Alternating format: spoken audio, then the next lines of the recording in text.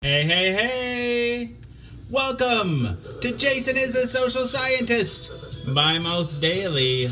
Pill number 992. 992. Alright. Just 8 away from 1,000 pills. Wow. Alright. Are you all here to light my fire? Come on, baby. Light my fire. Set phasers to flaming. Go gadget. Fire! Alright. So, some of you might be wondering what this show is about. People often wonder what this show is about. The premise is deceptively simple. Dang it to heck. The premise is deceptively simple. I fucked up the fireplace.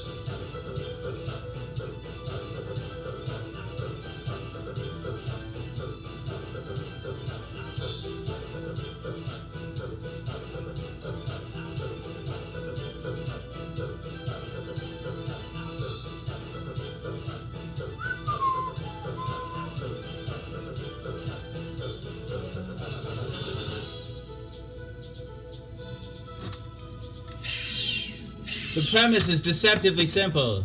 I take my HIV medication live on the Book of Face each day in front of friends, family, and strangers. I do so in order to embrace stigma, dispel ignorance, and find support. After 992 pills, 992 shows, a number of bells, whistles, and bows have risen up and around and about the show. The bells, bows, and other people, the people that come back night after night and give me their most valuable resource, their time. To me, that's the most significant thing that's risen up and around and about the show, the community. Therein lies the support that I was looking for. But a number of bells, whistles, and bows have risen up and around and about the show. Ding dong bell. Boy, does she now. Hell, heck. This show has it all. I like to say that it is Cloud Atlas and that it incorporates at least 600 years of entertainment, with Edward R. Murrow's radio broadcasts on record and cylinders played on the 19th century, Edison home phonograph, along with a nursery rhyme book from my childhood containing woodcut illustrations from the 15th century. It is, in a sense, also The Matrix. In a previous iteration of the show, I created something I call the Rainbow Tunnel, in which I harnessed the power of Grayskull and the Eye of Thundera, funneling them through a series of warp nacelles, creating a static warp bubble, and a subsequent singularity, punching a hole through the fourth wall, across the multiverse, and into the source. The show now takes place in an echo chamber!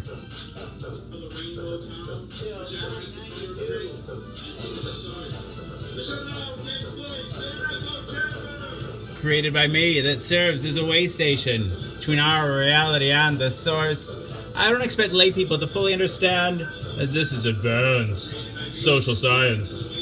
Yeah, so the show's also like an old-timey variety show, Carol Burnett style, mixed with a merry melody of Looney Tunes and a measure of Mork and Mindy, a dash of Mr. Ed, and two doses of Alice in Wonderland, a helping of Hee Haw, heaps of Benny Hill, a hint of the Highlander, tons of the Twilight Zone, a tincture of Teen Wolf, an ounce of Oz, a cup of Creep Show and Cast Away, a quart of Quantum Leap and a gallon of Gilligan's Island. It's a 4-hour show and a 4-hour tour. Piles of Pee-wee's Playhouse, a pinch of Peter Pan, a pound of Popeye, I Am What I Am, a whole block of Mr. Rogers' Neighborhood, and a ration of the Rocky Horror Picture Show.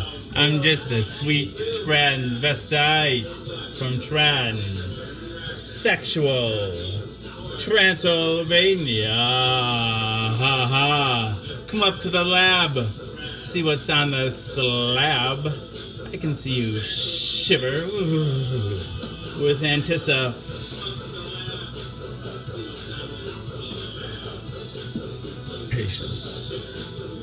Touch me. I want to be dirty. Thrill me. Chill me. Fill me.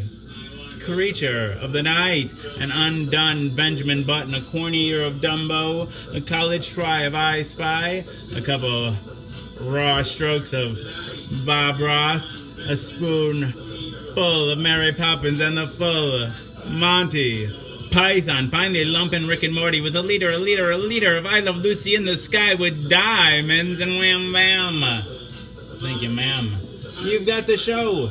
Everything is out of place and out of time here, including and especially me. April will always be pregnant. Harambe will always be ready for her high fives. The first and the second coming will always be risen with the Obamas getting blowjobs from the Woodies. The Supermen and their boners will always be spinsters and sempstresses working the sweatshop. The twin towers will always stand with Lady Liberty. You will have their MTV. Pigs will fly. Disco and dance will reign, like men did in the days of old.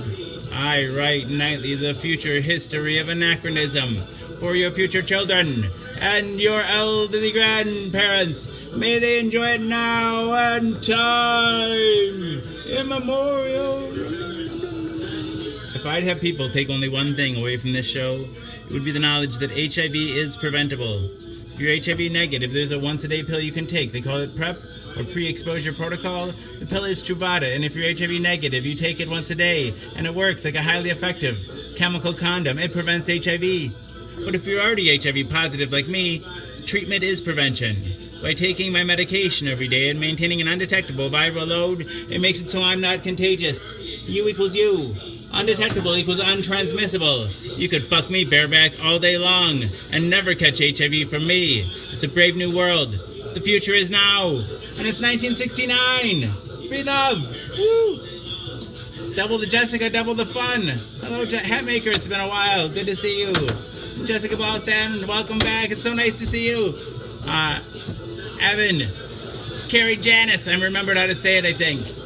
Stephen Harder, U equals U. Woo! Evan, Carrie Janice, we got to get a supporter shout out to you, sir. We got a supporter in the house. Pays good money. Got to get him a shout out for it. They don't get much for their money, so dang it to heck. All right, dang it to heck. Oh, I'm sorry to hear that. I'm sorry to hear that, Hatmaker.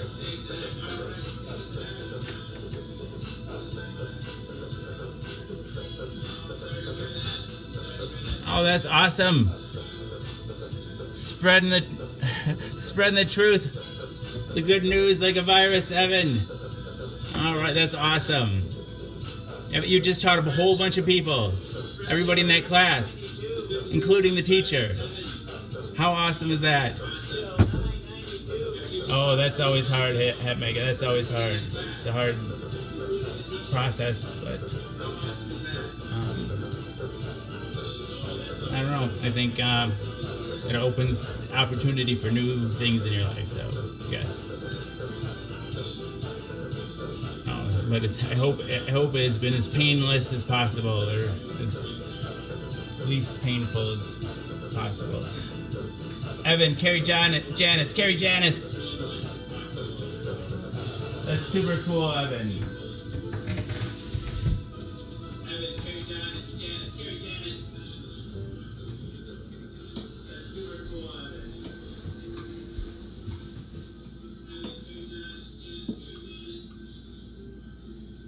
Evan, Carrie Janice, we love you.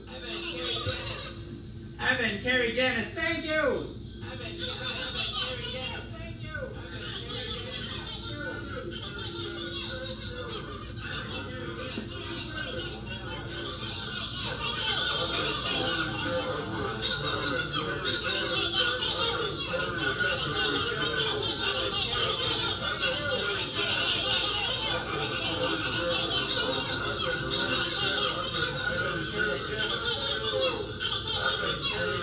Hey, Brenda.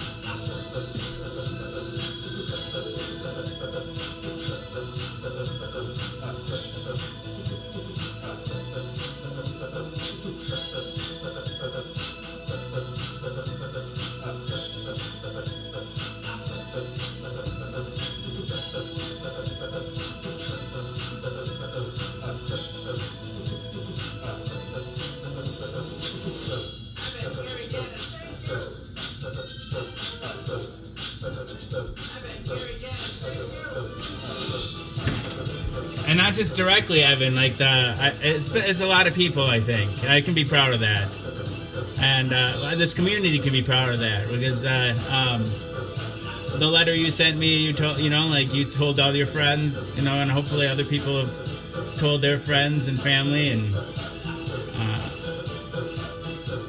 there's a good chance that this show actually prevented somebody from getting HIV, or.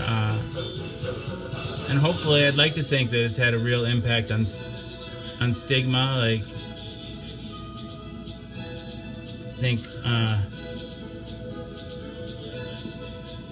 anyway.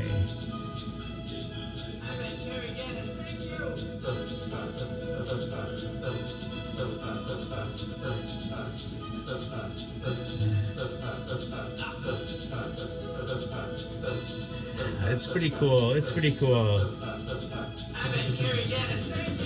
There's almost 14,000 followers. Like there's over 13,000 followers and I think probably everyone who followed the show has probably learned about or already knew about U=U and PrEP. And then that doesn't include all the people that didn't follow the show, that just watched it one time and learned about it. Melanie Petroki Green, thank you very much. Oh, I have my fingers crossed. I don't know. I have pretty dark thoughts a lot of times. I don't vocalize because I don't really think it's helpful. And getting hopeful about some things is one of the things that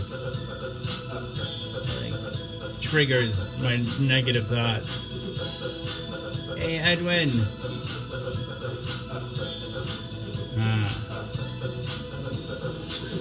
Alex Standing Bear, hello.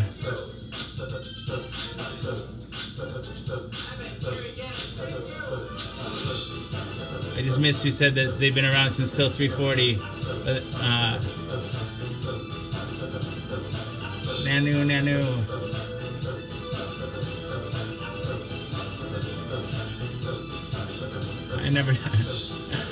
I never said I wasn't. I made a commitment a long time ago, Marcy, to keep swallowing my pill live until I don't need to swallow it anymore.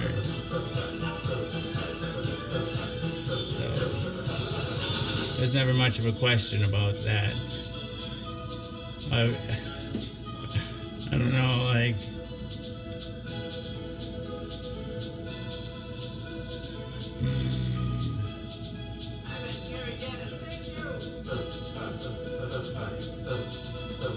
Hey, Patrick Glasso. Nanu. All right. What's the next step? Other places they raise the roof. Here we blow the motherfucking roof off and raise the floor. Why? Because the rising floor lifts all feet. Bang it. Dang it. Double dog, dang it. Hammer, screw, nail, saw. Pound. Construction noises. Bang it and dang it. Double dog, dang it. All right, time to raise the floor.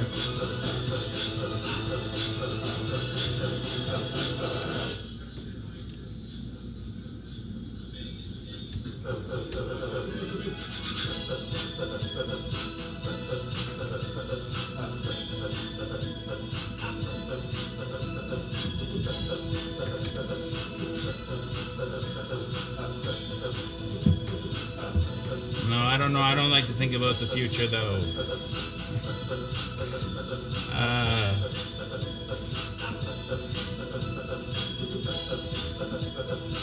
Yeah, I don't know what's going to happen after Pill 1000.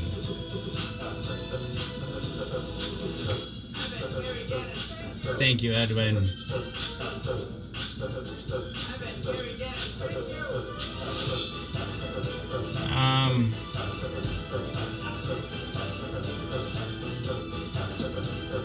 I was going to take a shower tonight, but I didn't. I'm not going to.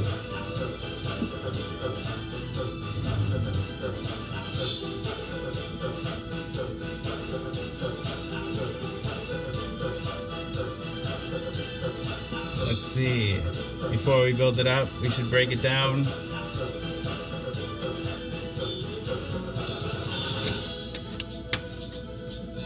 I think I'm going to share the show quick to the HIV groups this time.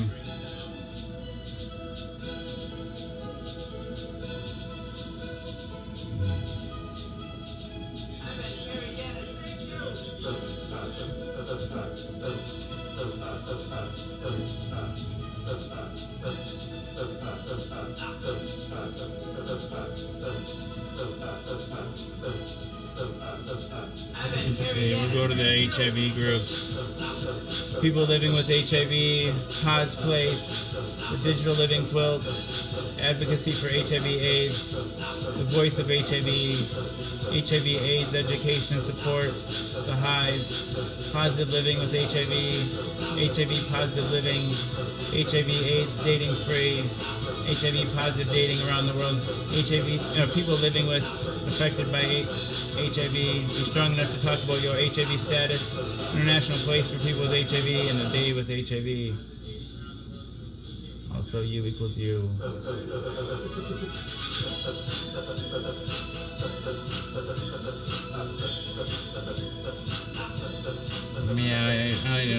I'm okay. I'm okay, Marcy. I don't know. I've been struggling.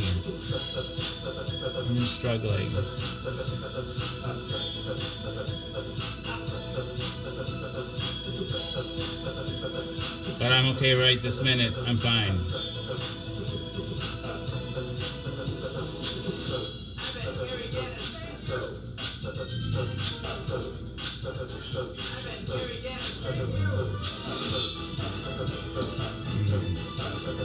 It's good to know I'm not the only one that... I know I'm not the only one that suffers with anxiety.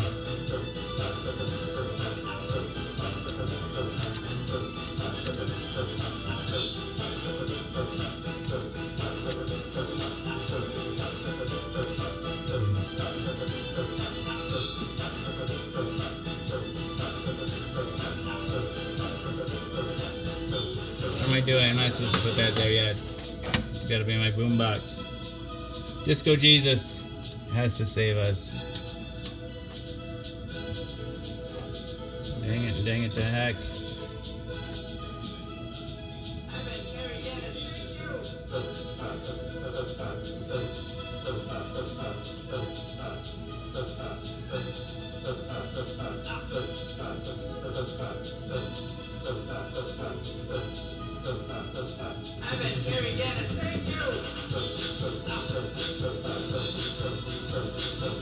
Disco Jesus, save us. Love you too, Alex Standing Bear. It's good to see you again. Andrew, Justin, and Cisco, welcome back, sir. No, you're here. We've got still almost 4 hours left, Patrick. No, you're here. Plenty of time.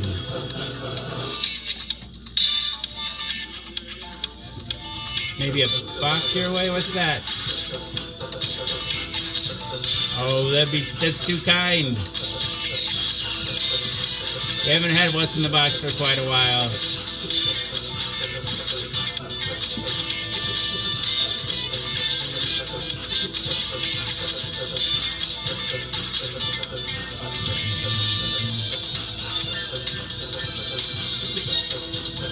Sorry to hear that, Jessica.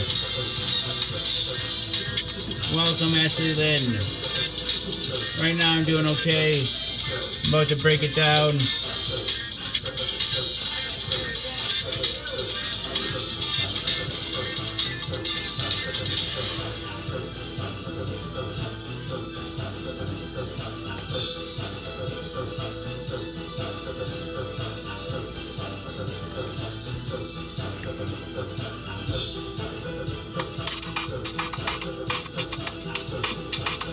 Cheryl Williamson is in the house. Got another supporter in this house. Gotta get the supporter shout outs. Hey, Jamie Nicole.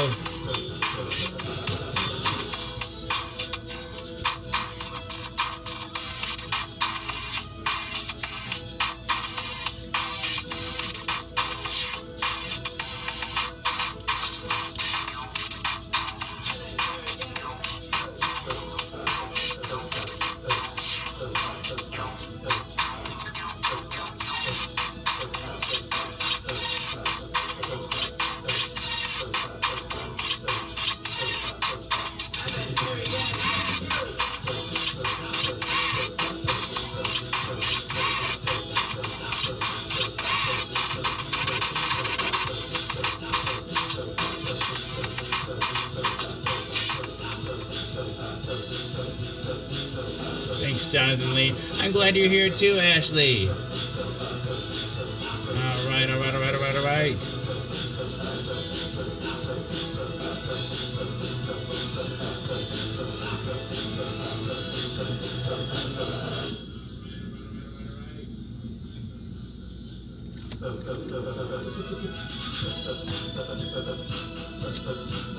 I'm not sure if I like it with that since I added this giant banana. I used to have it, so I didn't used to have this giant banana. I used to have this little banana for Gumby. Oops.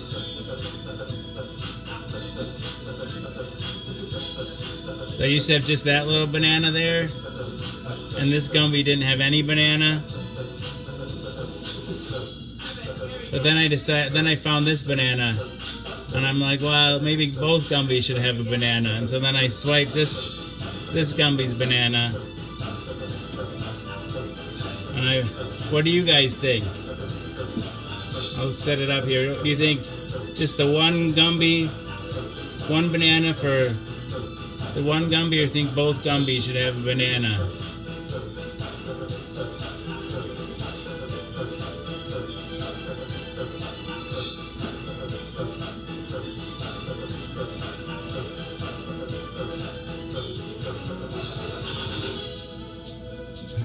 Patrick, I like to say the show's filmed in the North Pole because it's always daytime and we always need a fire.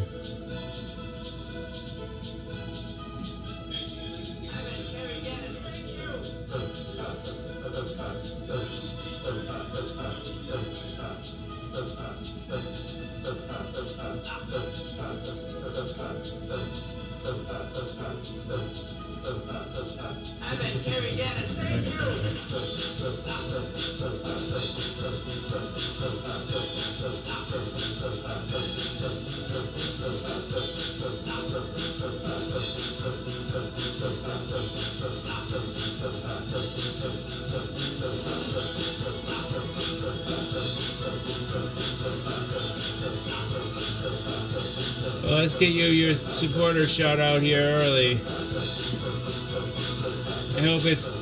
I hope your appointment goes well. It's for nothing too serious. So no one has any opinions on the Gumby banana opinions?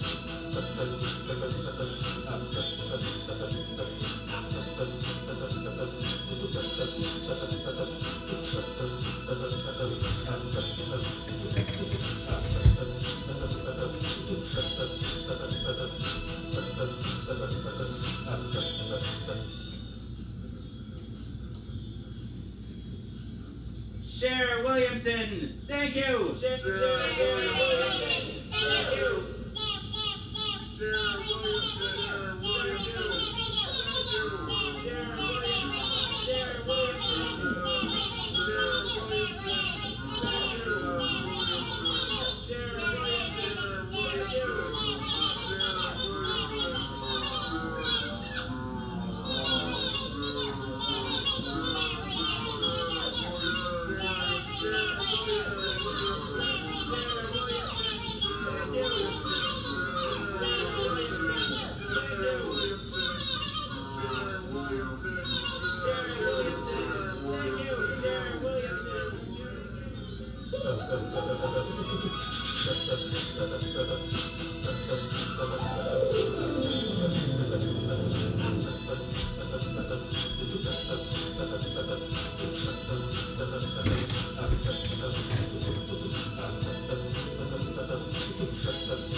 Yay for bananas.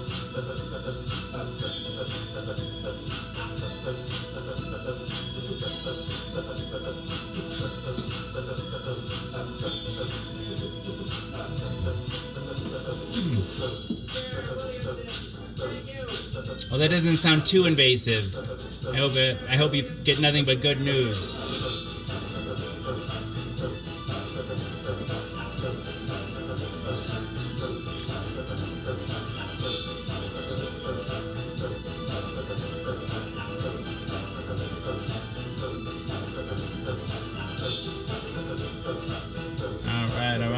All right.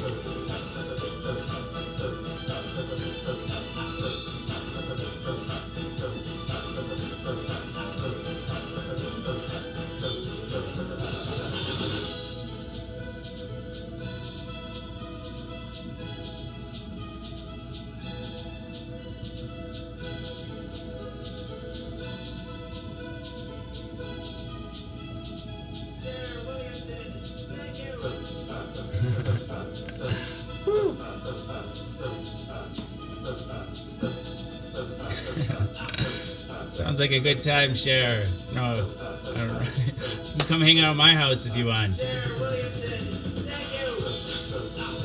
Dust, what do you mean? When things fall over, the dust gets off of them. That's other than that.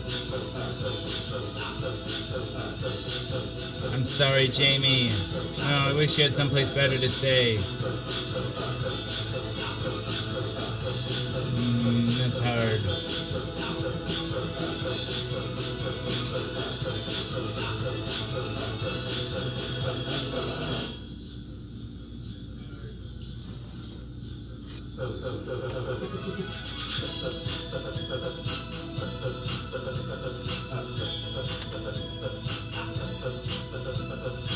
Hey, Laura Brando.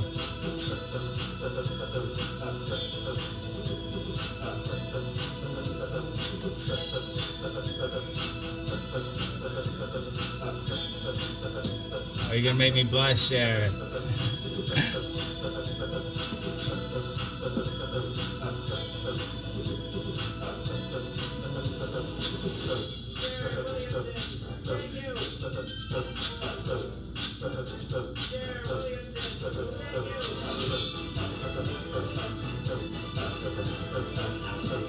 It's getting hot in here.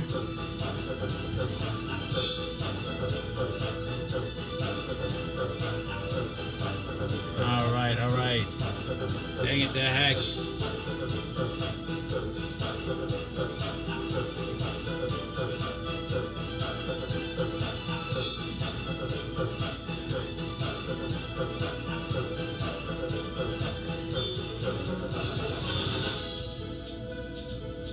Oh, thank you, Ashley. I was watching Stranger Things right before I started the show. I started a little bit late tonight because I was finishing up. I'm on chapter 5 of. I just finished chapter 5, I think, of maybe chapter 6 of season 3. What were you watching, Ashley? And thank you. I'm touched. Hey, Justin. Hello.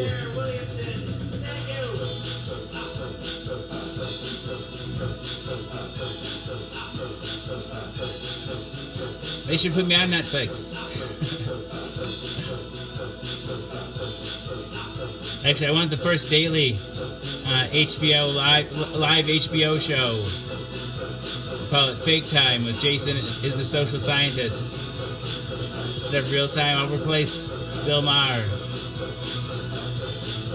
Dang it, heck.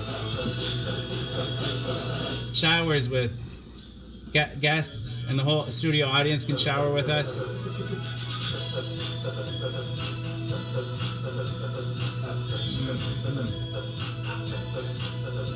That sounds fun. That sounds interesting.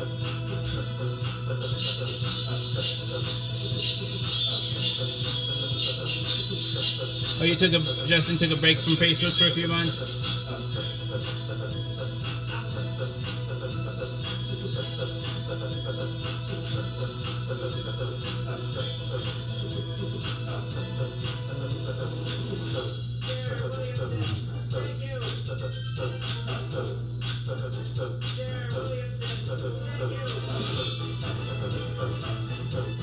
I love you too, Edwin. All right. We're still building things up here.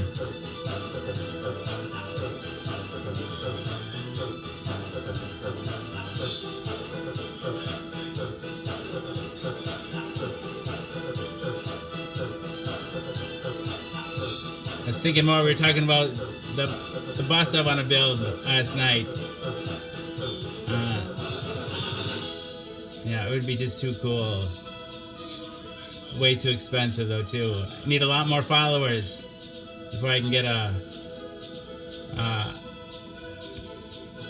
raise the kind of dough. Because I think I say I need 100,000 followers to really get something like a GoFundMe or something like that to go viral.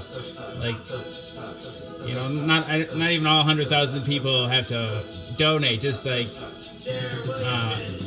percentage of them donate and a percentage of them share, and it gets the word out there.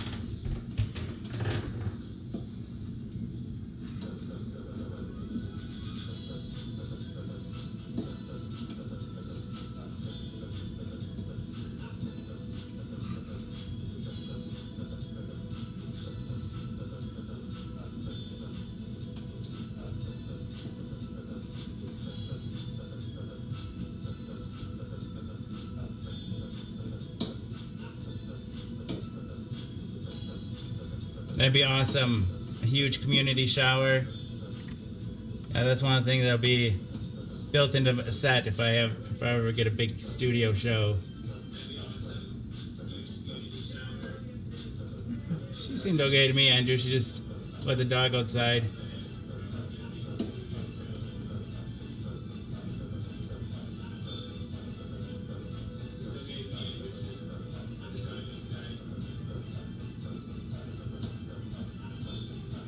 She just got home. She was working.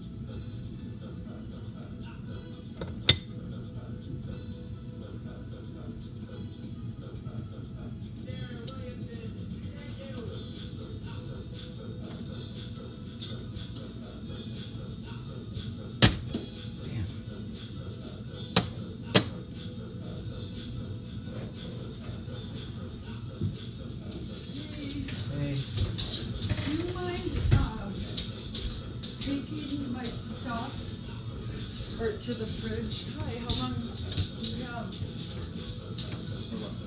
Your show. Really? Because if I fell asleep, I thought you were gonna be done. Well, it's not that you have to, but you were asleep. Really?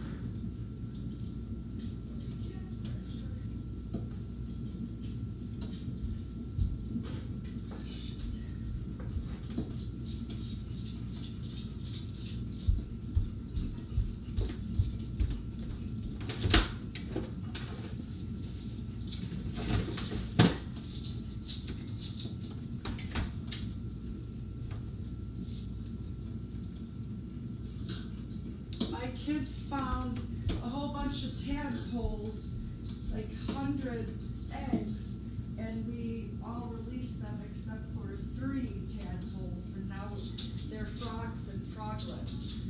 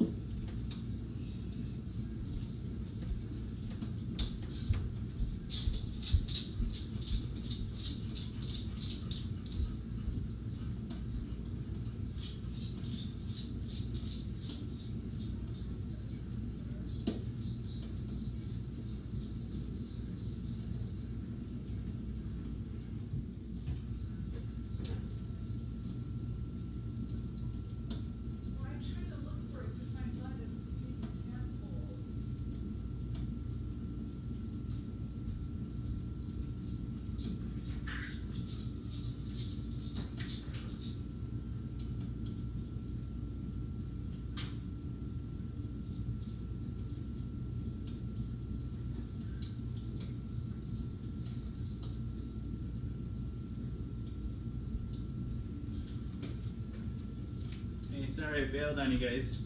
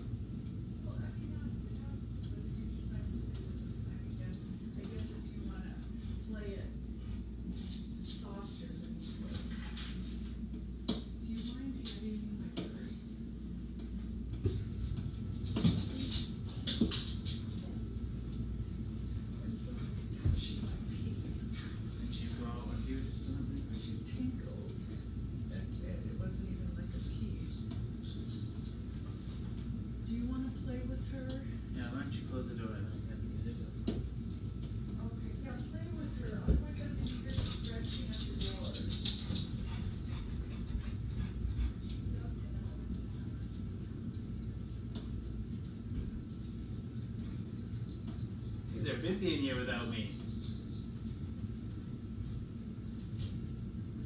More people watching when I'm not here than.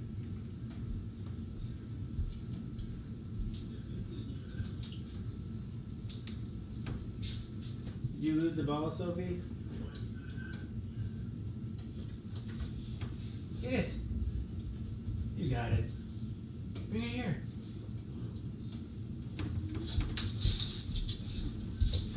Bring it here. Bring it here. Hey, bring it here. Sophie, bring it here. Bring it here. Get it. Go get your ball. Bring your ball. Get it.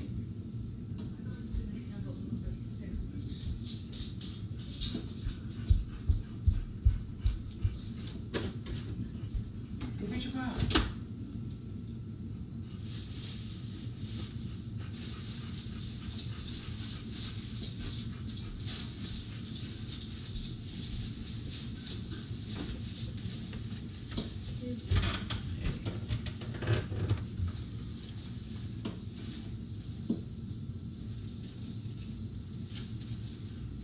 Hey Katie, hey Jory. How is everyone?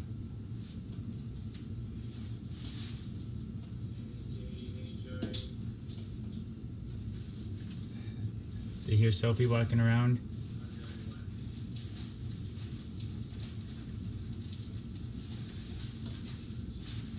Hey, for real.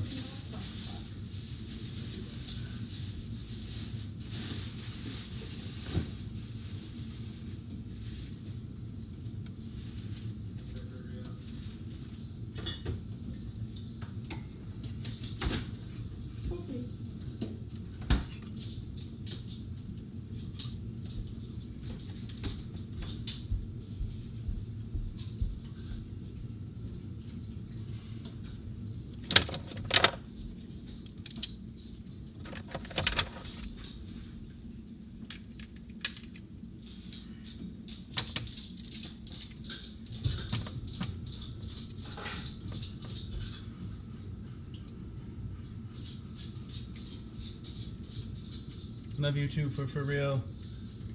Hey, Jory. Good job, Mama G. He was playing I Spy. Watch, now they come in, people stop watching.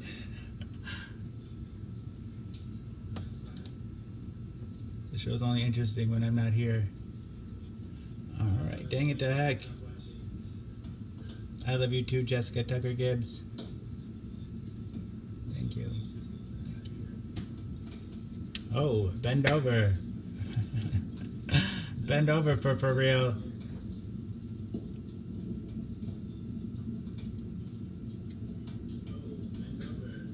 Where's my trolley?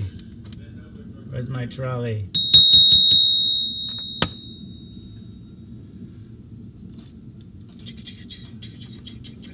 Oh, thank you for spreading me like a virus.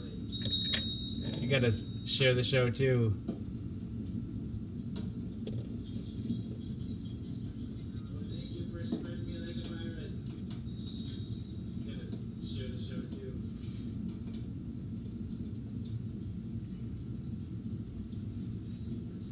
Amen, Tanny. Got a Katie Anderson, her supporter shout out.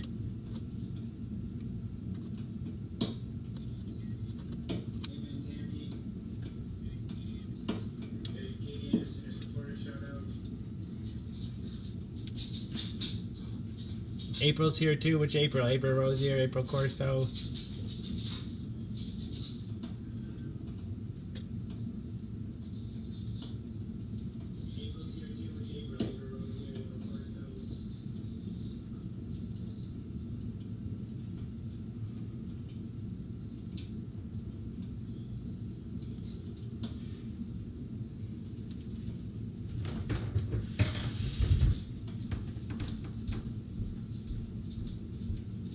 April Corso, get you a supporter shout out too here. Let's get Katie first. Katie Anderson, thank you.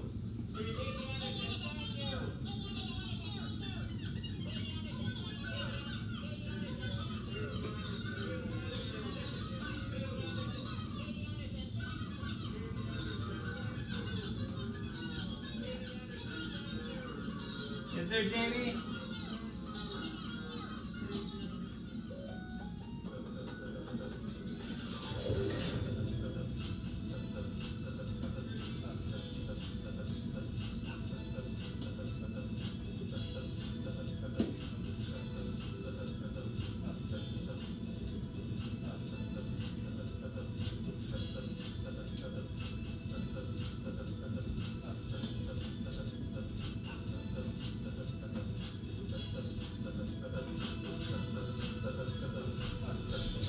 Is there some people wondering what the show's about? For real, who you kidding?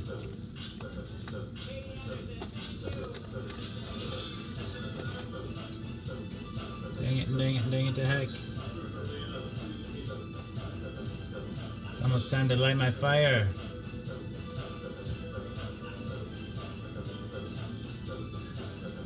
Okay, let's share the show real quick. Let's share to the video groups this time.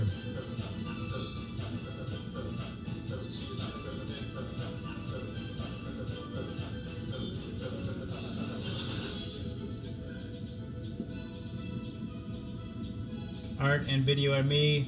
Facebook viral videos, craziest videos, art, design, abstract, illusion, painting, videos, some crazy videos, adult videos, videos, art, funny, share, WTF videos, live video, OMG videos, amazing design, art videos around the world, trendy videos, funny videos, and trolling live videos.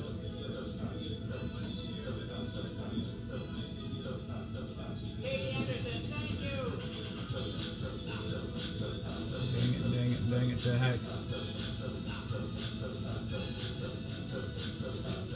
Alright, go gadget. Mini fireplace.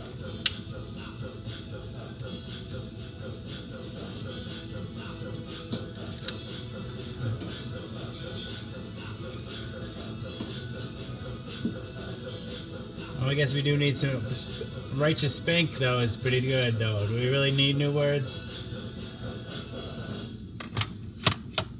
Alright. What's going on with the candle?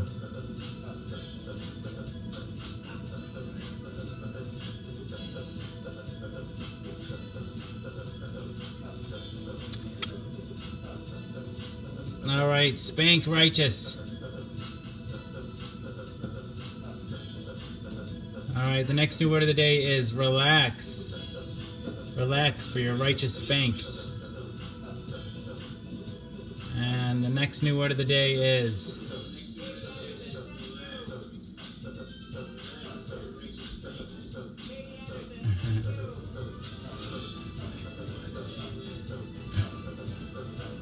alright. Just relax and suck.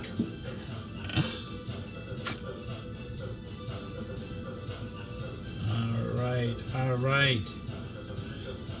I'm just gonna lie back and relax while you suck, okay? Sound like a plan.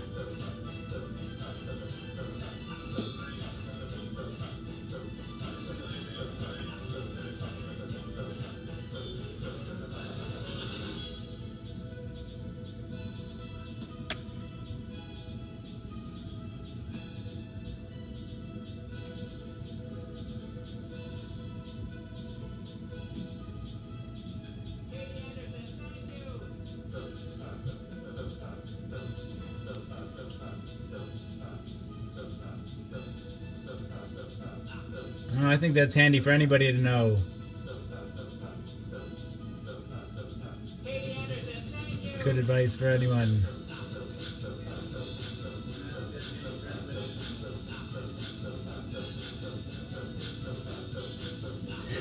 There you go. Me on Facebook? It shouldn't be too hard to find.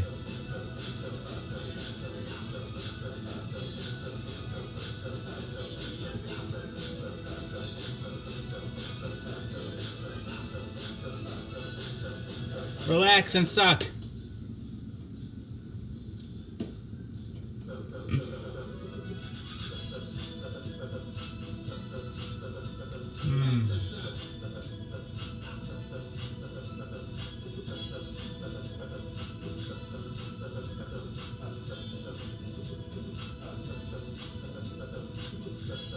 Just relax and suck a cock. That's my advice.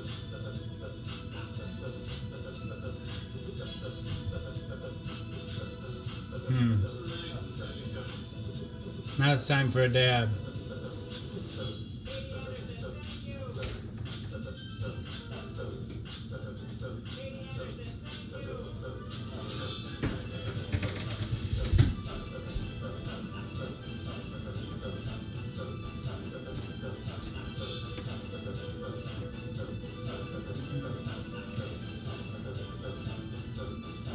I should come up. That should bring me up. You're right.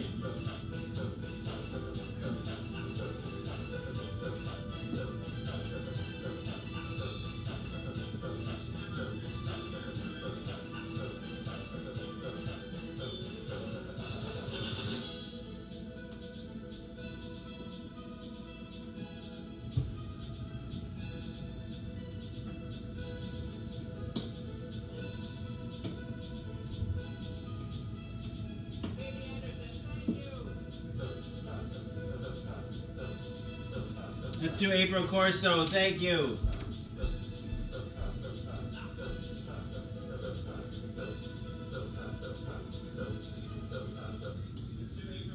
April Corso. Thank you. April Corso. Thank you.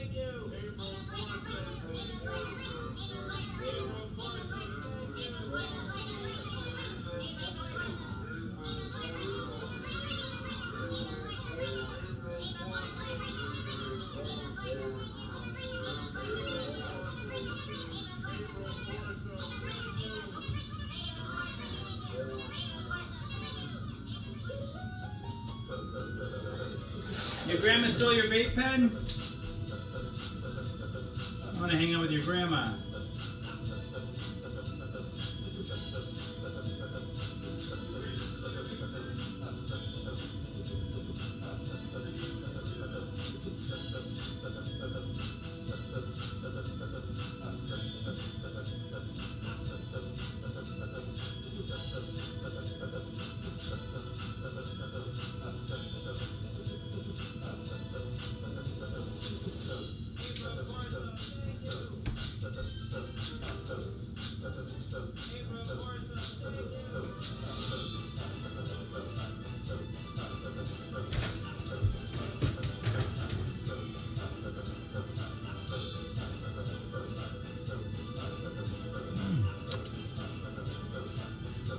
Sound like your family sounds fun, Joy.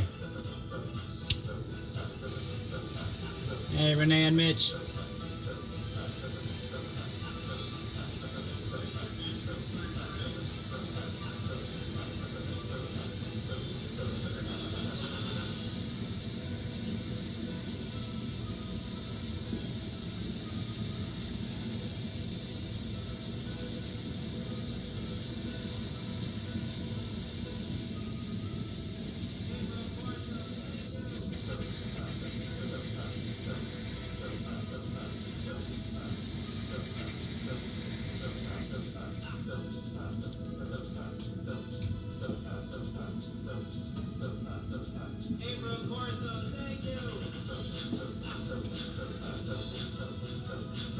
Dabba dabba doo.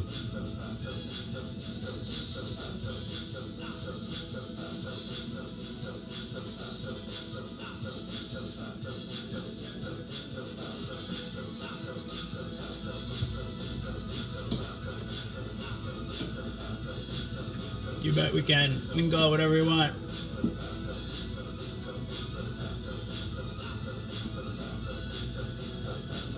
Cheers. I love you too, JB. Thank you. I missed you too. It's been a while.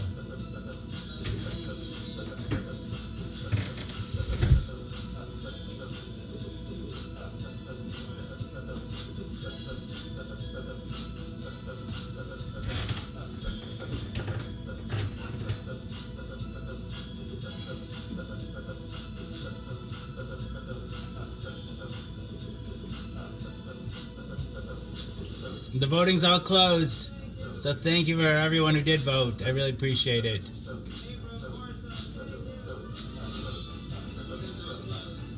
I think you guys gave me a pretty good chance of winning. I don't know how long it'll take. It'd be cool just to get a finalist position.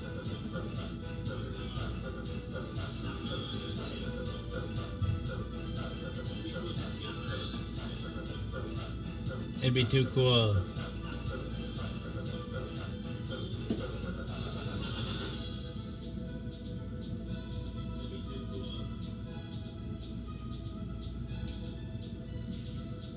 Thank you, Mama G. Thank you, everyone who voted.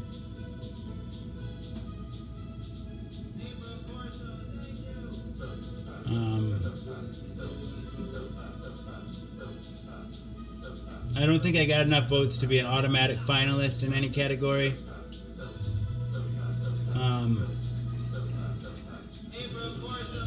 But I think your votes definitely put me up there, like, I think as a contender, and then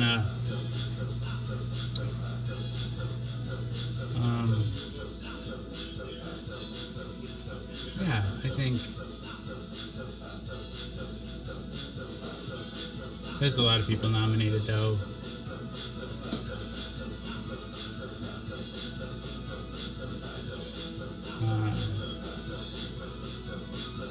No, I didn't. Well, there was like, last I checked, and now you can't see anymore now that it's closed. I had 426 or something.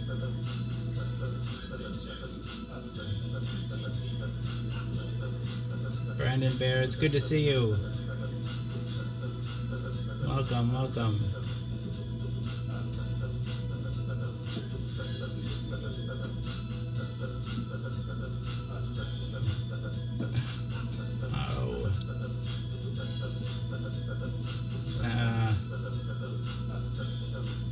All my thoughts are positive, I think, just by definition.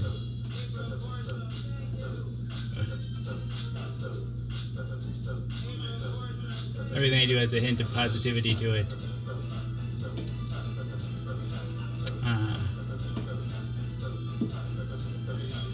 Thank you, Jessica. Just chilling like a villain right now, Brandon. Coming up on a pill 1000. Tonight's 992.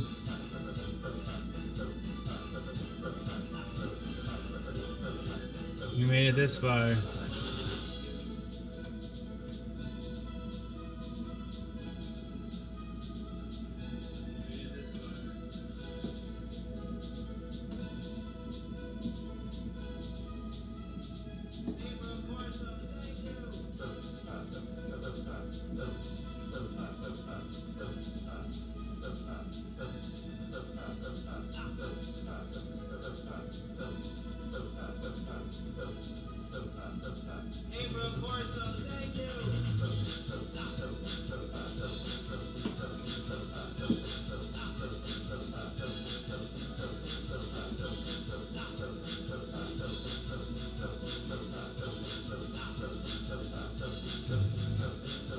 Yeah, I'll have a shower that night.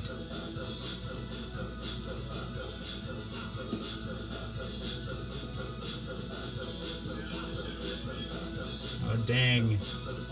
Pixar didn't happen for real. Well, 1001 would have to be the new set, right? Because you need a complete 1000 for a set. Just let you start counting over again at 1. No, we'll just keep it going. 1001. Bryn Barancini? Bryn Barancini? Correct me if I'm wrong. Barancini. Bryn Barancini. I'm going to go with that, and correct me if I'm wrong. All will be revealed.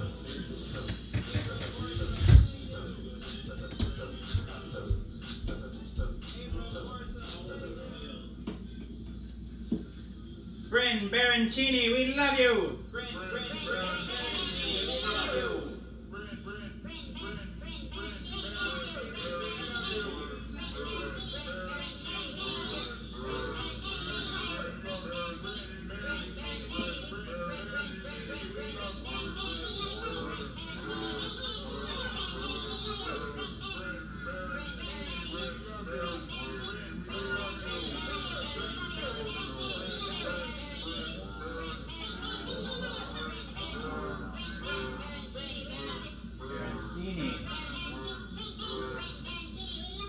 Bryn Barancini, we love you.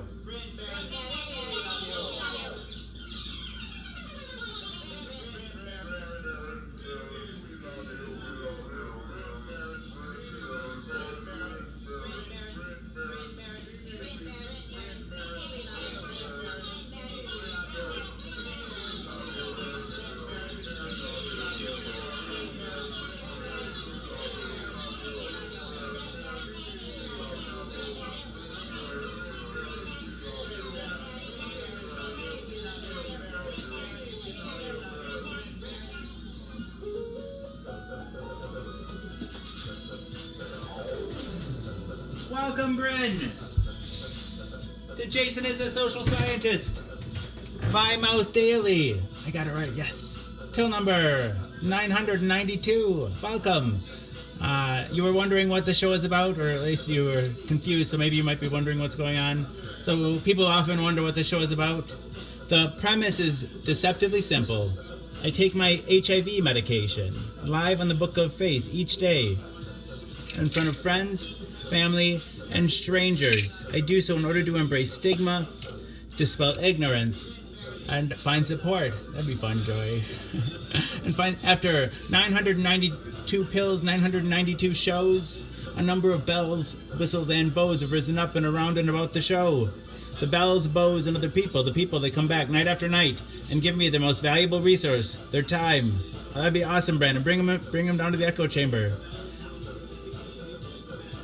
Right, and give me the most valuable resource, their time. To me, that's the most significant thing that's risen up and around and about the show, the community. Therein lies the support that I was looking for. But a number of bells, whistles, and bows have risen up and around and about the show. Ding dong bell, boy do she now, hell, I mean heck, this show has it all.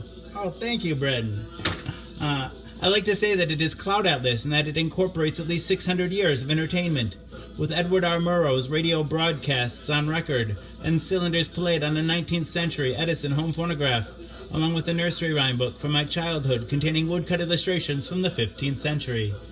It is, in a sense, also The Matrix. In a previous iteration of the show, I created something I call the Rainbow Tunnel, in which I harnessed the power of Grayskull and the Eye of Thundera, funneling them through a series of warp nacelles, creating a static warp bubble and a subsequent singularity. Welcome back, Cher. Punching a hole through the fourth wall, across the multiverse, and into the source. The show now takes place in an echo chamber, created by me, that serves as a way station between our reality and the source. I don't expect lay people to fully understand, as this is advanced social science. Yeah, so the show's also like an old-timey variety show, Carol Burnett style, mixed with a merry melody of Looney Tunes and a measure of Mork and Mindy. Nanu, nanu, a dash of Mr. Ed, and two doses of Alice in Wonderland, a helping of Hee-Haw, heaps of Benny Hill, a hint of the Highlander, tons of the Twilight Zone, a tincture of Teen Wolf, ow, ow, ow, ow, an ounce of Oz, a cup of Creep Show and Cast Away, a quart of Quantum Leap and a gallon of Gilligan's Island. It's a 4-hour show and a 4-hour tour. Piles of Pee-wee's Playhouse, a pinch of Peter Pan, a pound of Popeye, I Am What I Am, a whole block of Mr. Rogers' Neighborhood, and a ration of the Rocky Horror Picture Show. I'm just a sweet transvestite from transsexual Transylvania. Come up to the lab. See what's on the slab. I can see you shiver. Ooh. With anticipation.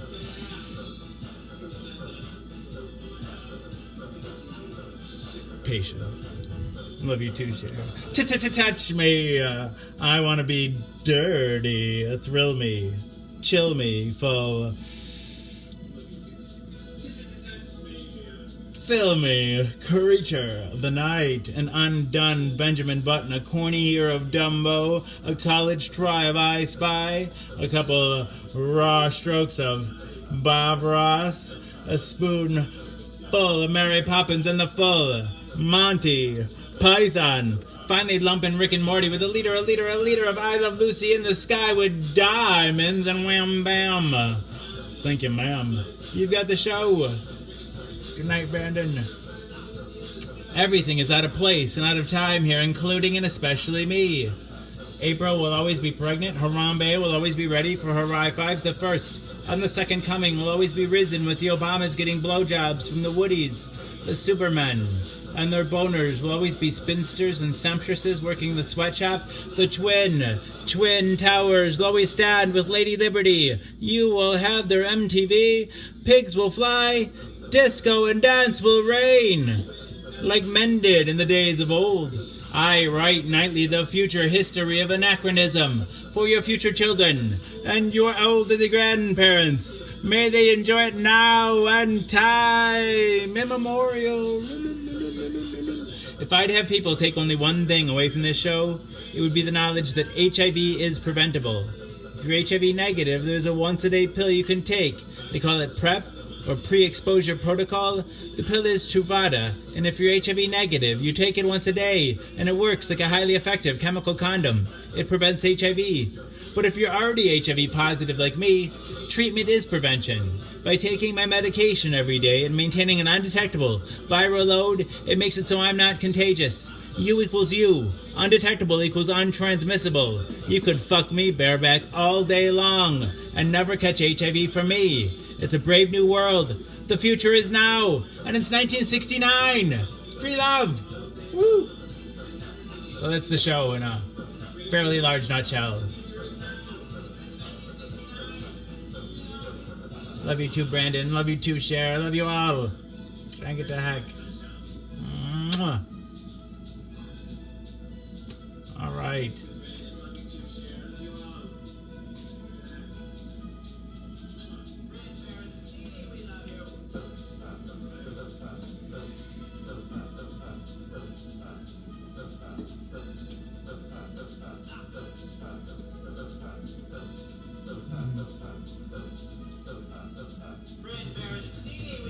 Well, that's sweet. Zelda?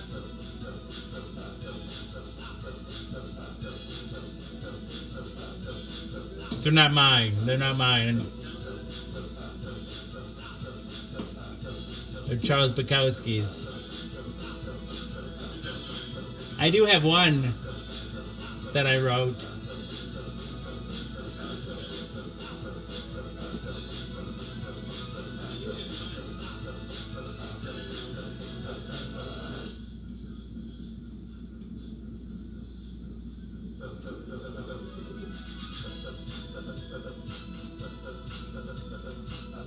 The Outsiders? I don't know if I'm familiar with that.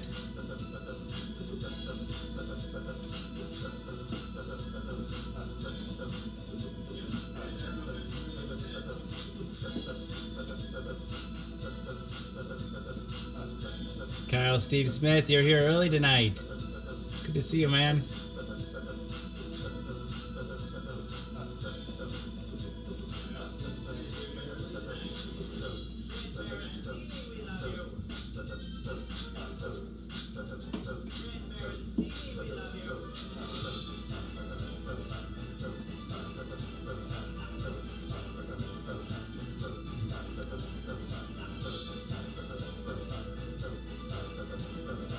My voice doesn't love it.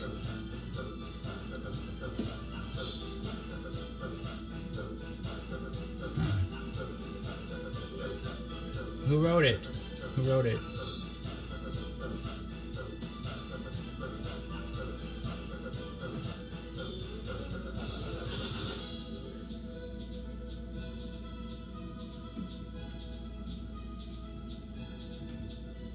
That's not story time right now. We do story time in the last hour. I don't know about Batman. That was a once-off. Hey, Mona Ray Bartlett. Well, For like, is that like a support worker? Do you help like working with elderly people, like in home care, kind of? Congrats on the new job.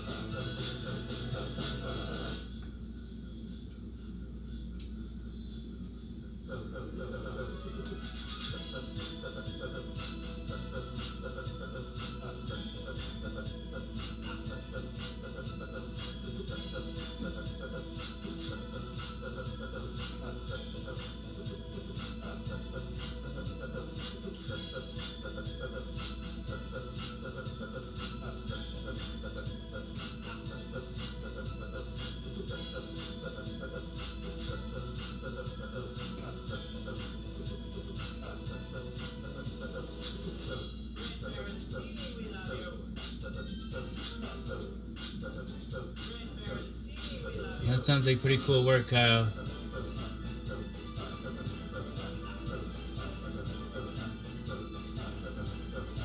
Hey, Paula.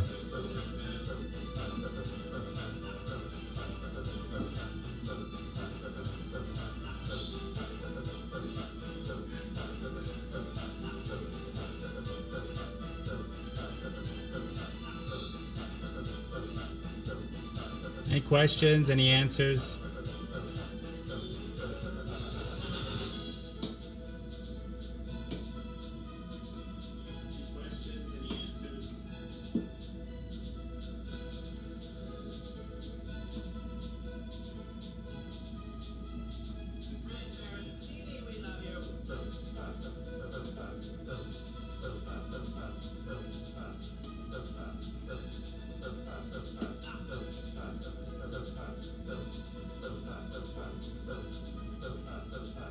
I'm trying to think if I read it in school or something.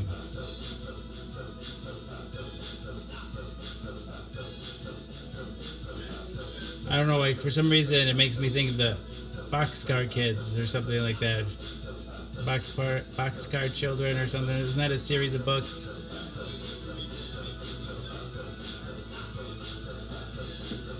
Jack caught a bullfrog that we're making into a pet.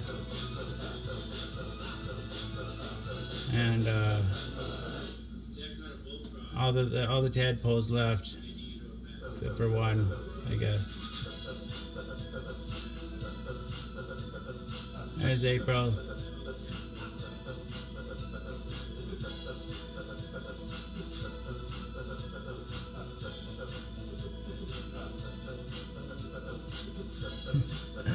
Oh, thank you for real. I love you too.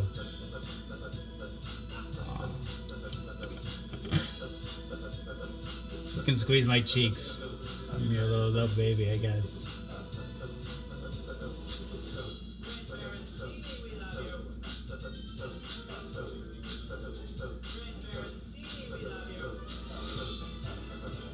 Bryn's still here. You made it all the way through the premise, Bryn. That's cool.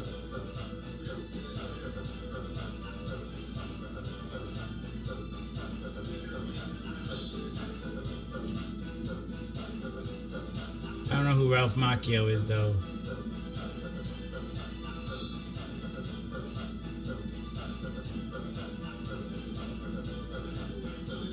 Jessica, the two Jessicas are still here.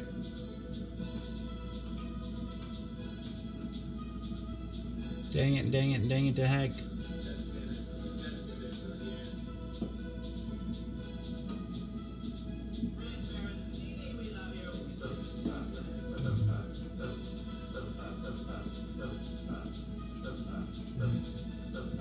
Did I smile?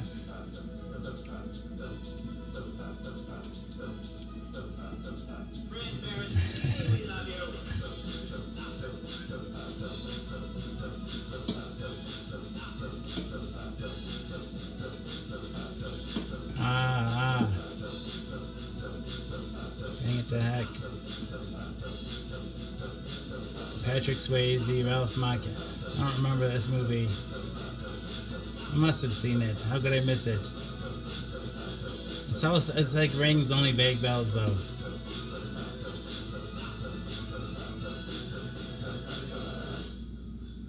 Does the movie live up to the book?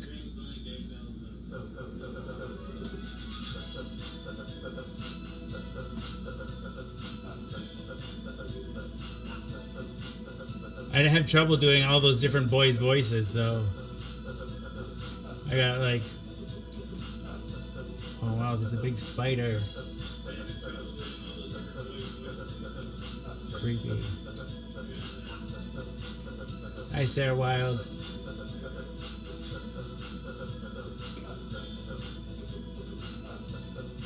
I'm not super crafty.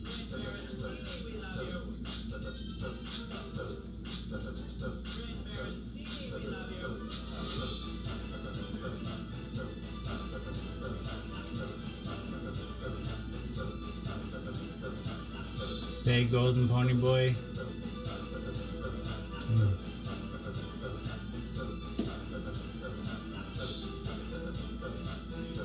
Does Patrick Swayze say that?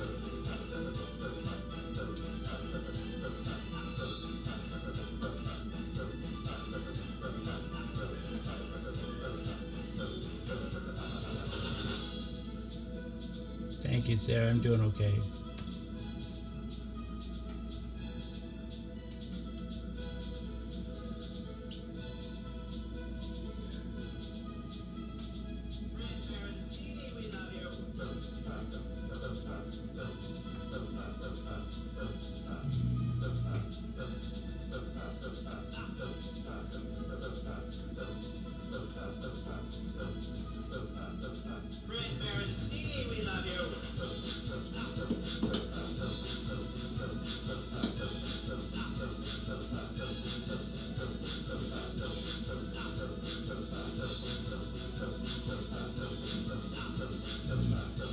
I like River Phoenix.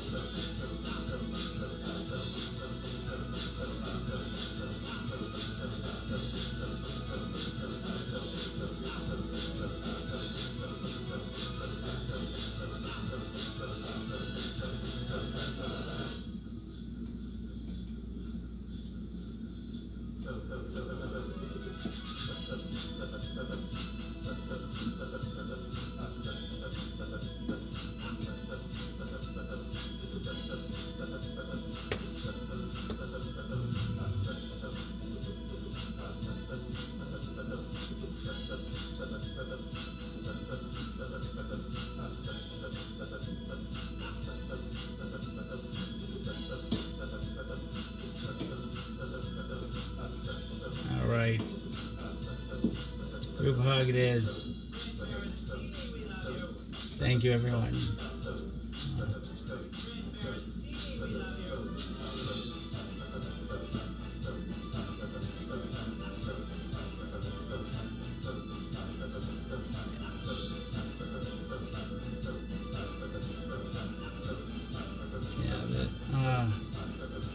Joaquin Phoenix was born to play that, wasn't he?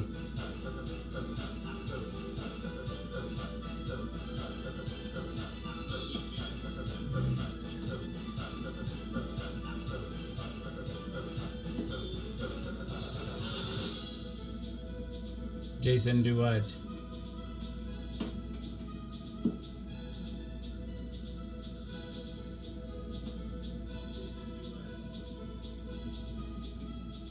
I like, even cowgirls get the blues with Rain Phoenix in it. And Uma Thurman with her giant thumbs.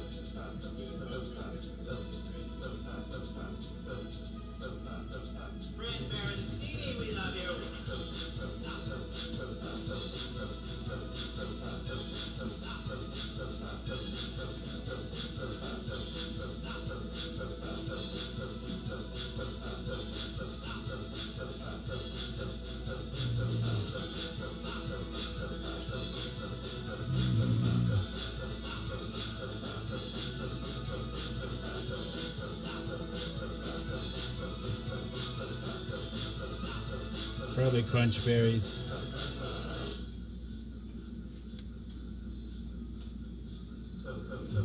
What am I supposed to stick in, Sarah? You didn't say what to stick in.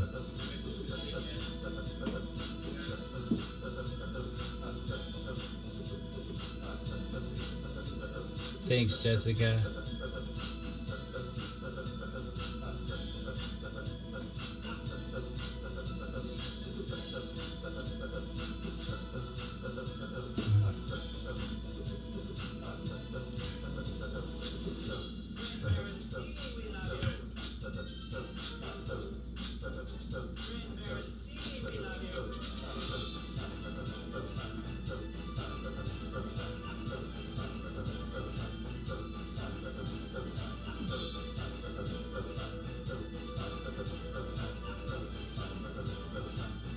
I was never a big fan of those.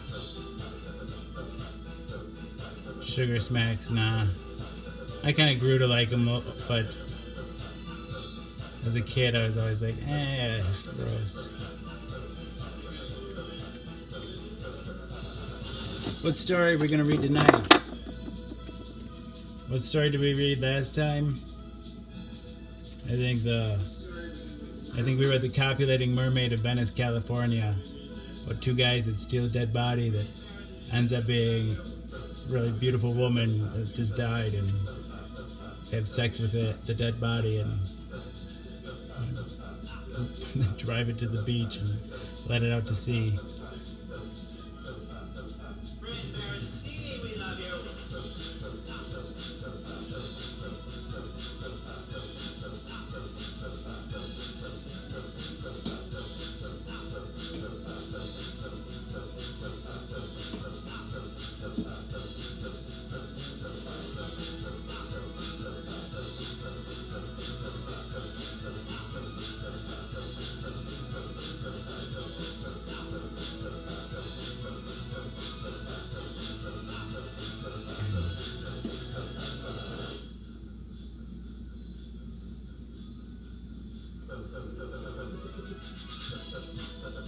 Yes.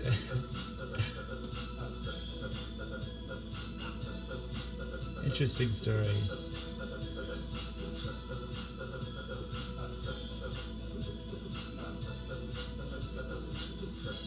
Tonight I'm thinking we might read The Murder of Ramon Vasquez.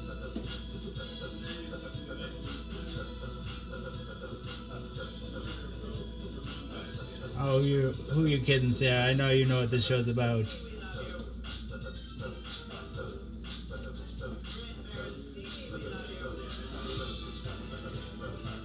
Yeah, I think the murder of Ramon Vasquez, I think is.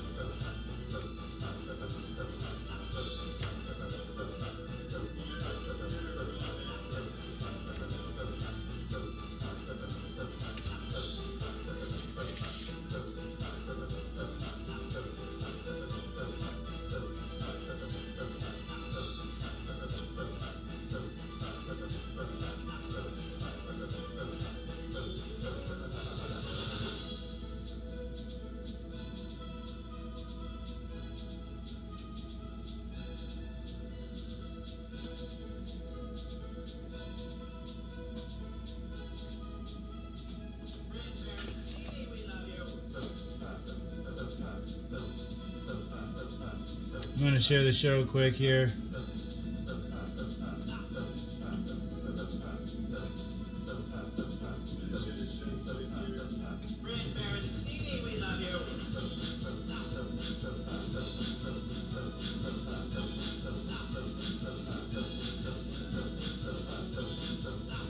Art Club, Live Art Nation, Absurdistan Art, USA Art Gallery Show Your Work, Art Promotion, Art Freaks Global, People's Choice, Earth Refugees, Art Dreamers,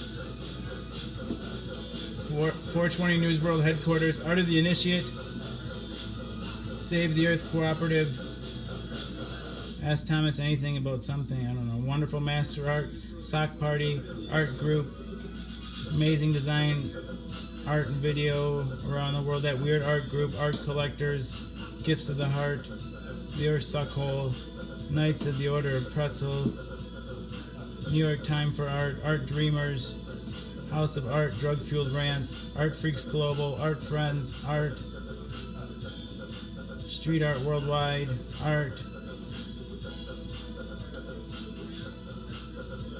Rick and Morty fan art, cosplay, something where drug themed art intersects, Art House Poosh, artists trying to make a living, lowbrow art, art equals life.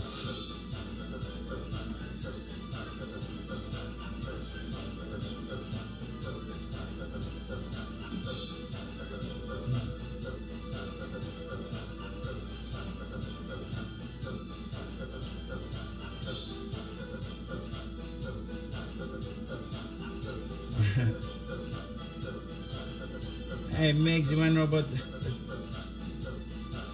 the toys? Well, I don't know what to say about them.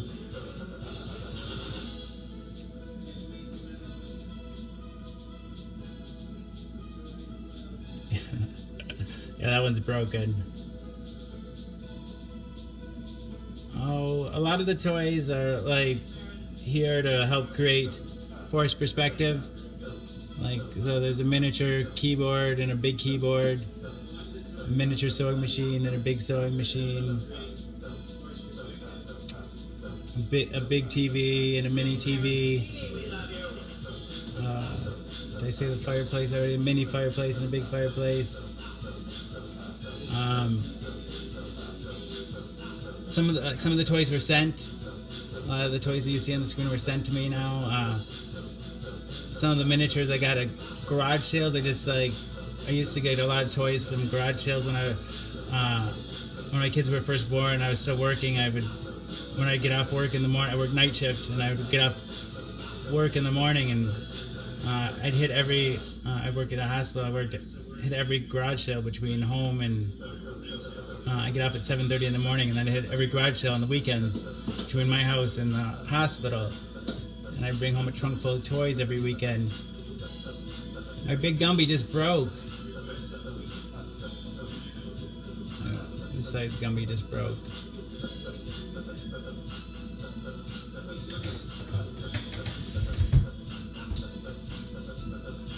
Hey, Becca.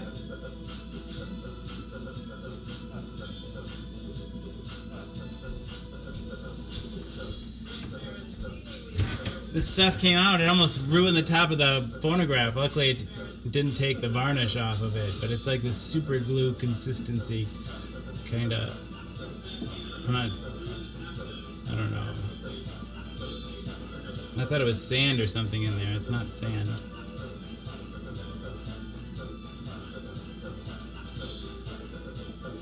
And then anything like He-Man and Star Trek related is stuff that from my childhood.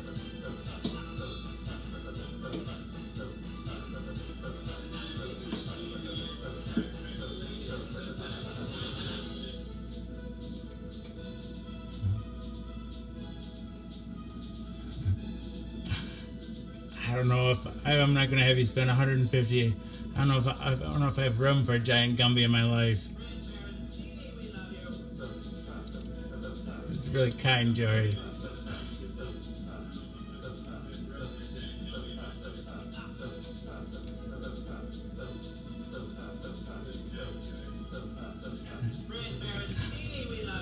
$150 Gumby.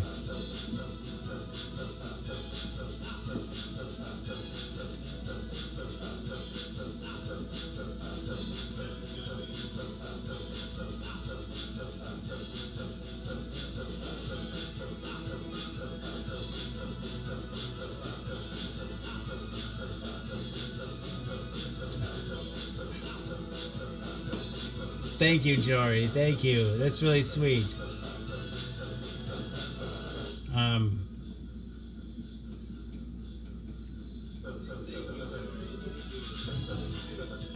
I could never ask you to do that. I could never ask you to do that.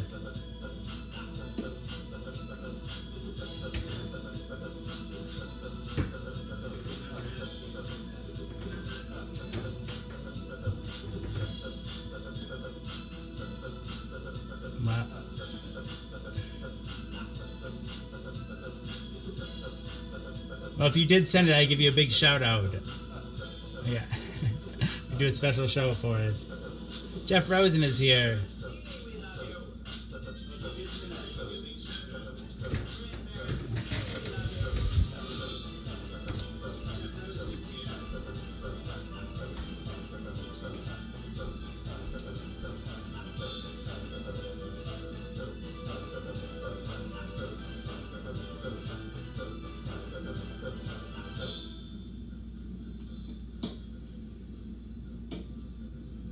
Jeff Rosen, thank you!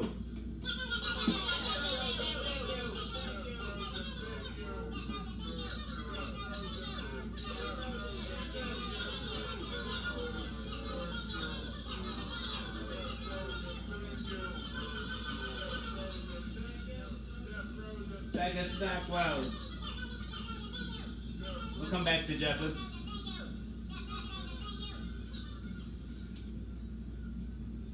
Becca Stackwell, we love you!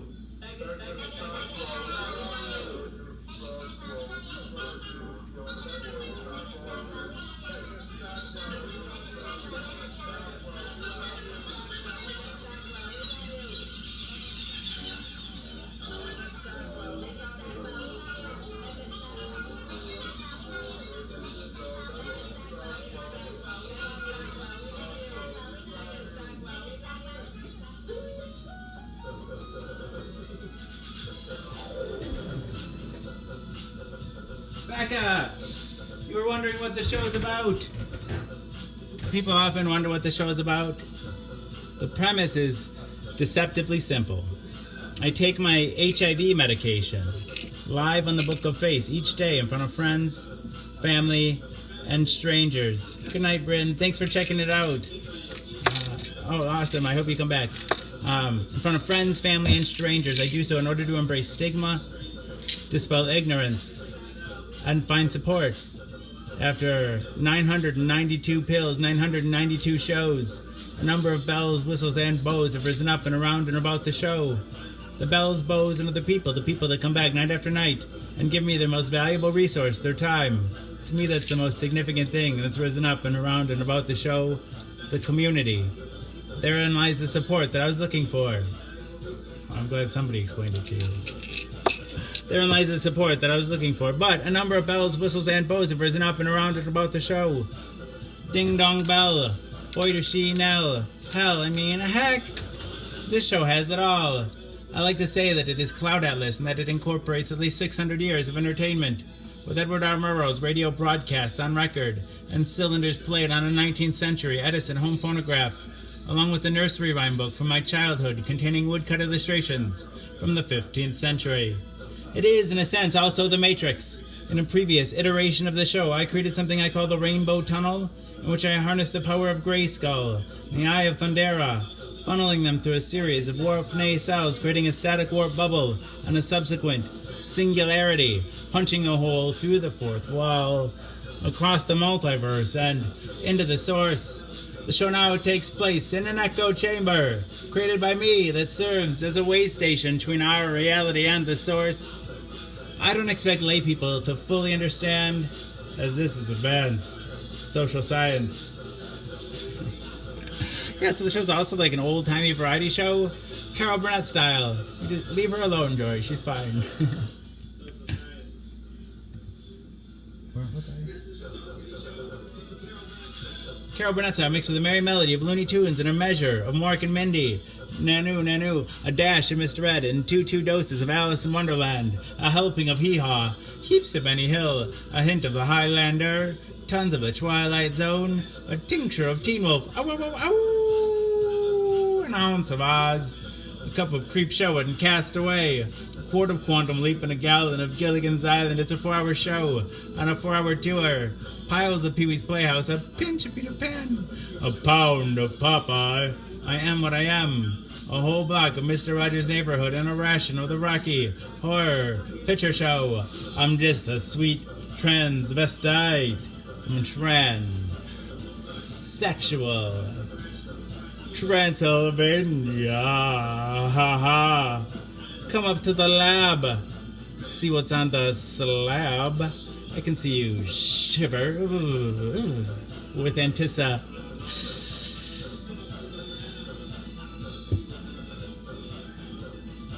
medication. Touch me.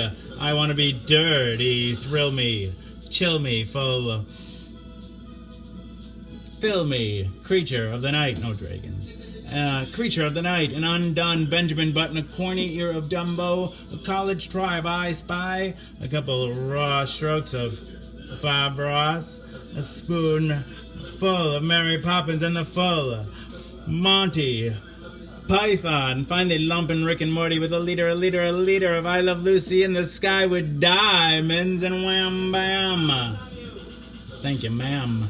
You've got the show. Everything is out of place and out of time here, including and especially me. April will always be pregnant. Harambe will always be ready for her high fives. The first on the second coming will always be risen with the Obamas getting blowjobs from the Woodies, the Supermen, and their boners will always be spinsters and sempstresses working the sweatshop. The twin towers will always stand with Lady Liberty. You will have their MTV. Pigs will fly.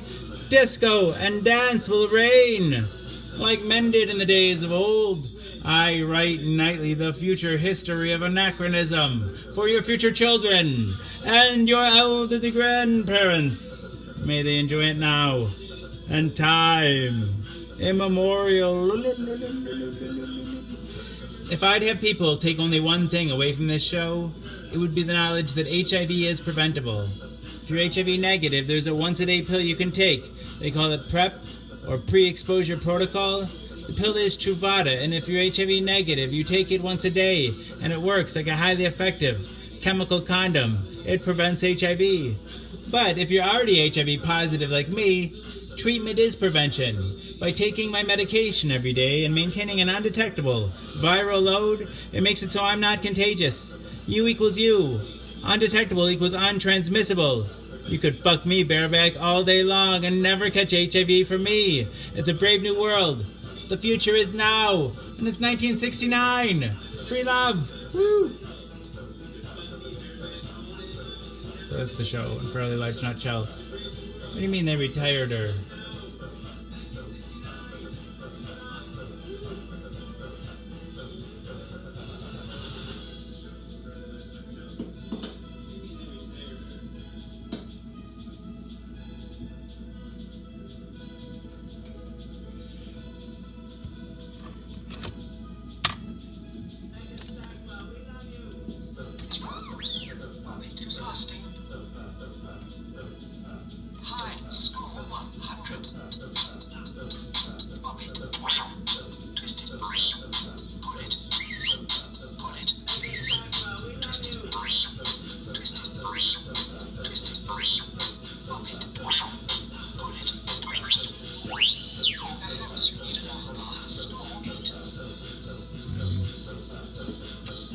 I don't think there's a cure for HIV, no.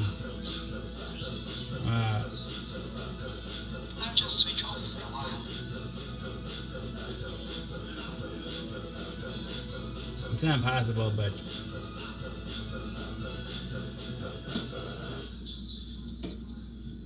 it is a profitable disease. Hey Taylor. But the cure would be profitable too, but it's not as long term.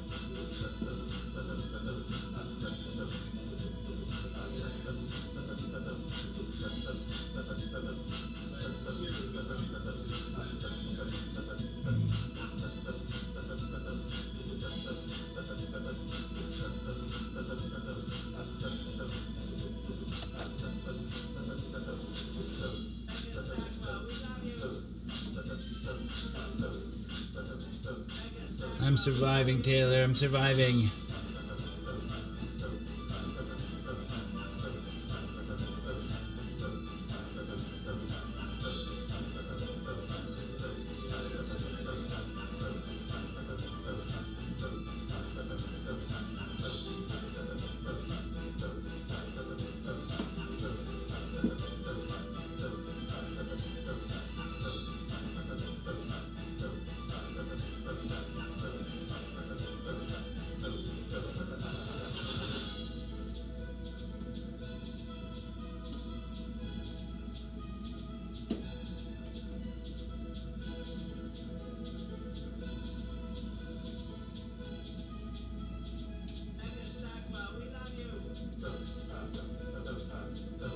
hope you are, Taylor. I hope you are as well.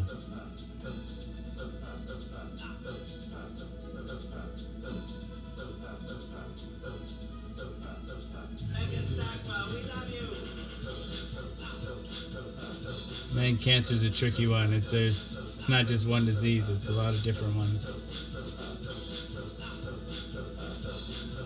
No, I haven't checked my page messages in forever and a day.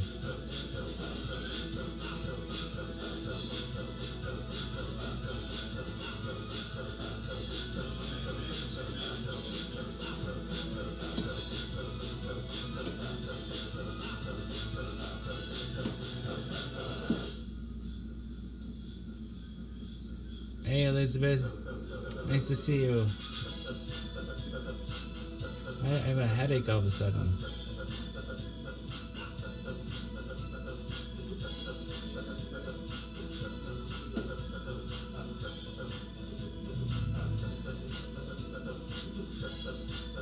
Thank you. You're very kind.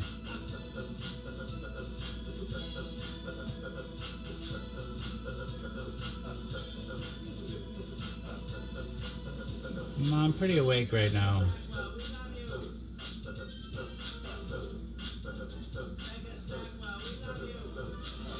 No, I don't get that many. I think I don't get that many. But I also don't look at them either. I get behind on communicating.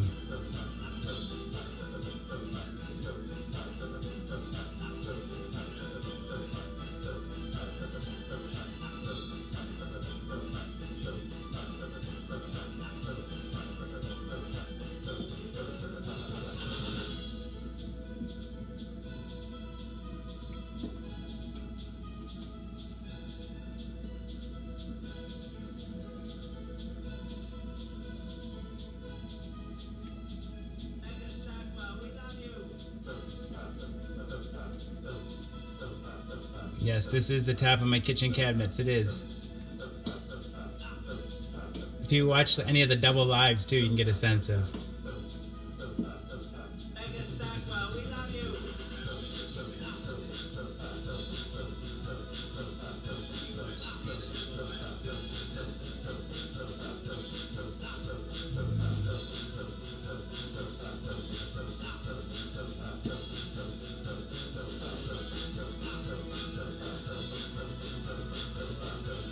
Thank you, Jessica. I'll try to look back at my messages.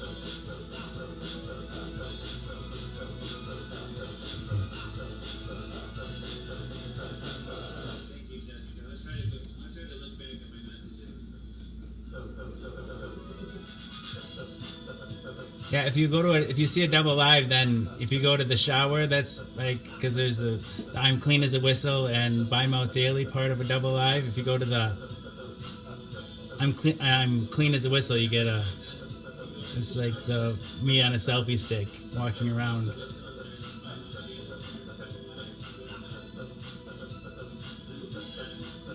That's why we all need to relax and suck. That's why the words of the day. Relax and suck. Because deep throating is a worldwide concern.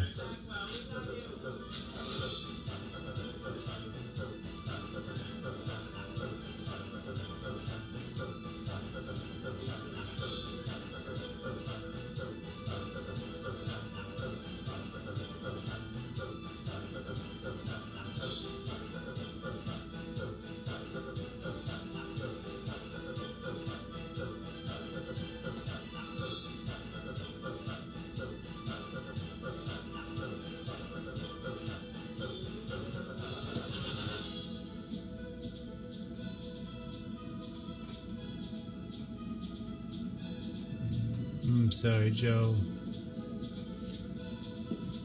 Let's give Joe a shout out.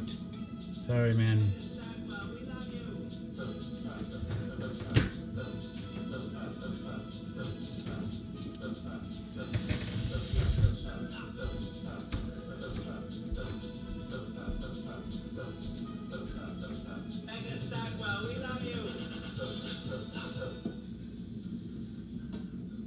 Joe William, we love you.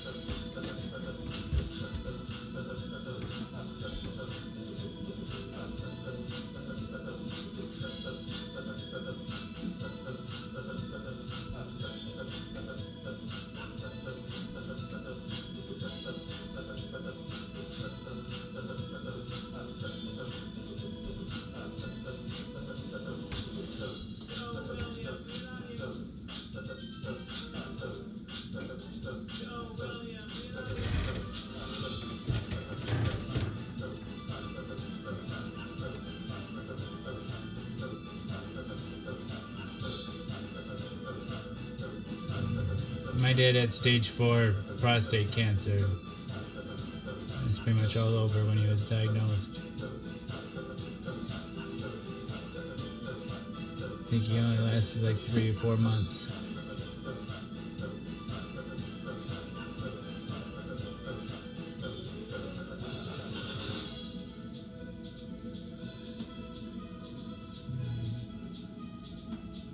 To enjoy the time that we have, and because I took especially my mom's death really hard, and nothing anybody said made me feel better, right? You know, like people say the bullshit stuff, right? You know, like they're in a better place. And, I don't know, just stuff like that. And at least for me, wasn't very comforting. And no one said anything that was comforting until I went to see the psychiatrist, and he was an older man, but he said his dad had died when he was young, right? And he said his dad died like 40 years ago. And he said it still hurt just as much today as it did back then. The only difference is like now he doesn't think about it every day, right? And that gave me some solace, because like every waking moment was just consumed with like sadness and grief, and that at least gave me hope that I wouldn't ever have every waking moment filled with that feeling. Like I knew I'd never feel okay about my mom dying, and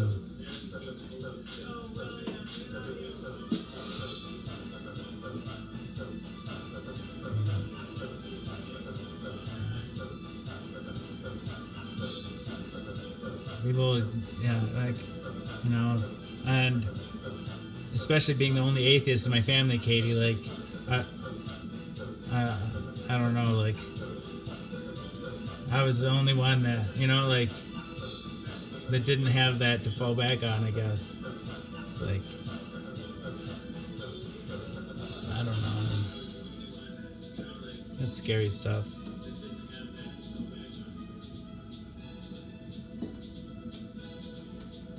My son was having a hard time again tonight about just being afraid of dying.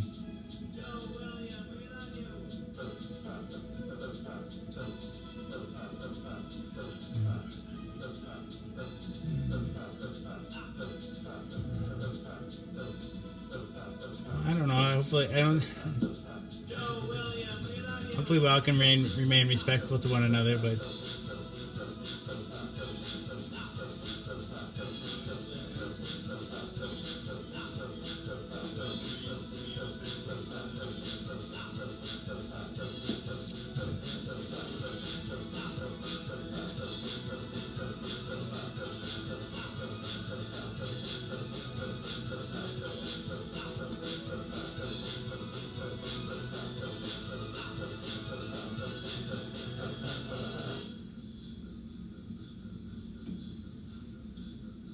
sorry your family member that happened to your family member.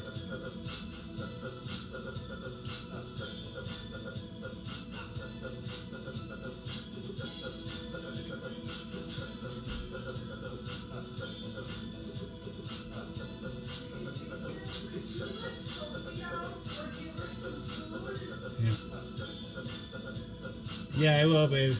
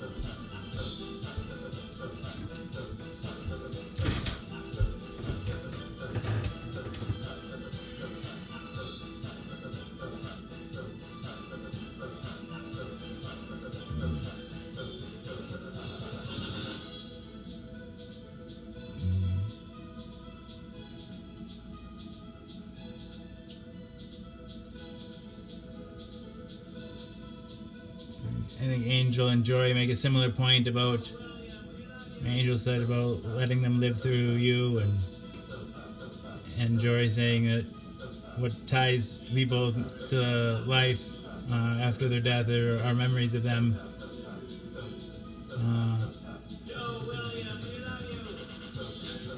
And yeah, by remembering and talking about my mom and my dad, I keep them alive. And Mom's just a cheap imitation, though. I used to say this when she was alive, even. Like if you like anything about me, then you would love my mom, because just a cheap imitation of her.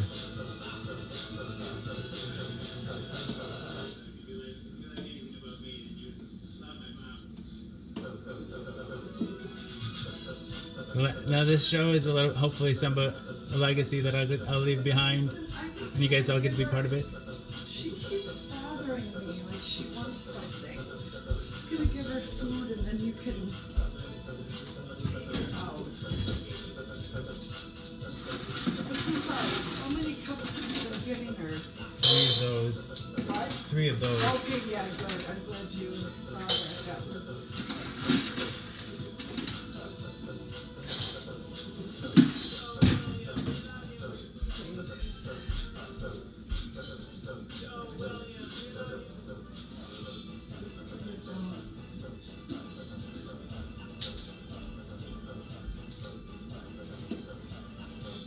Oh, thank you, Cher. I'm sorry, Jessica.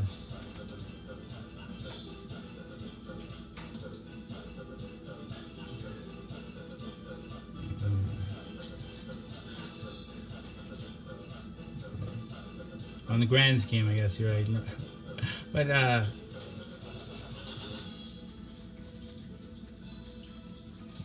a nihilistic sense. No wounds matter at all.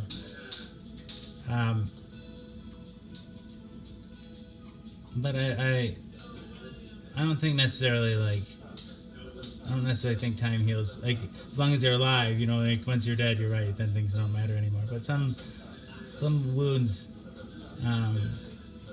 just fester, I think.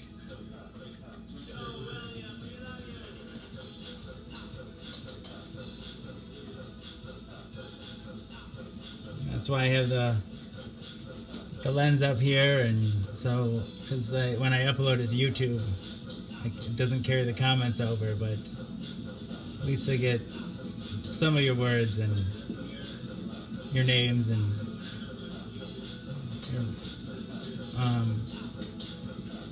your thumbnails on the video, even if Facebook, I don't have the comments from Facebook. So you guys are an important part of the show. I couldn't do it without you.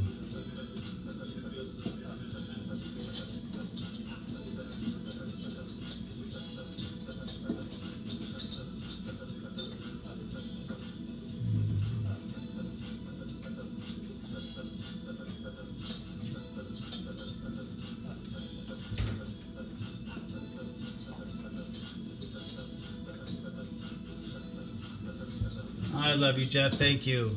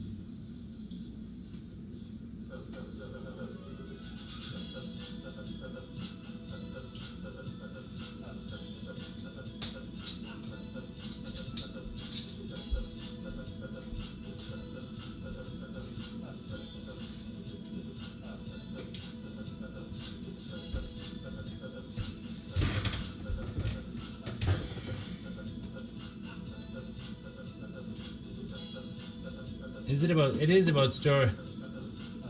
It is story time, isn't it?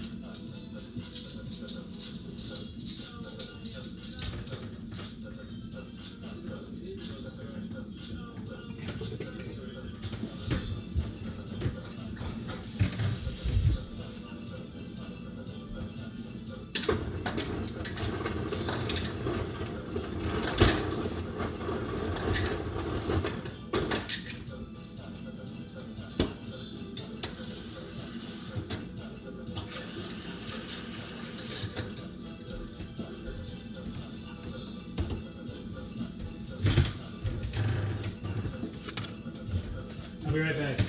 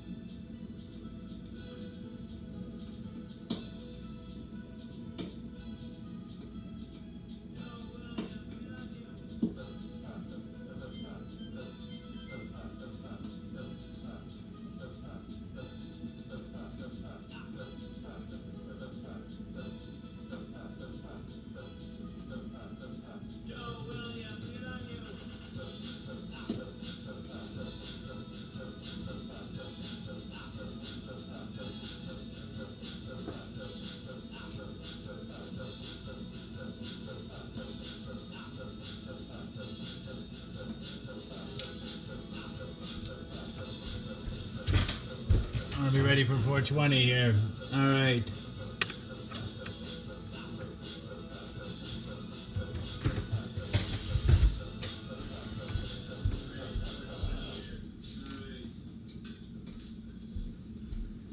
All right, this is a story called The Murder of Ramon Vasquez by Charles Bukowski. The most beautiful woman from The Most Beautiful Woman in Town and Other Stories. The Murder of Ramon Vasquez. I'm going to read this at the bottom here first. This story is fiction, and any events or near similar events in actual life which did transpire have not prejudiced the author toward any figures involved or uninvolved. In other words, the mind, the imagination, the creative facilities have been allowed to run freely, and that means invention, of which said is drawn and caused by living 1 year short of half a century with the human race, and is not narrowed down to any specific cases, newspaper stories, and was not written to harm, infer, or do injustice to any of my fellow creatures involved in similar circumstances, similar to the story to follow.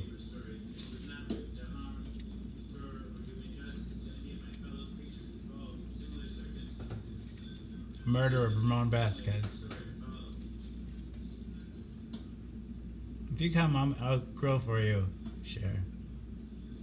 All right, The Murder of Ramon Vasquez by Charles Bukowski. They rang the doorbell.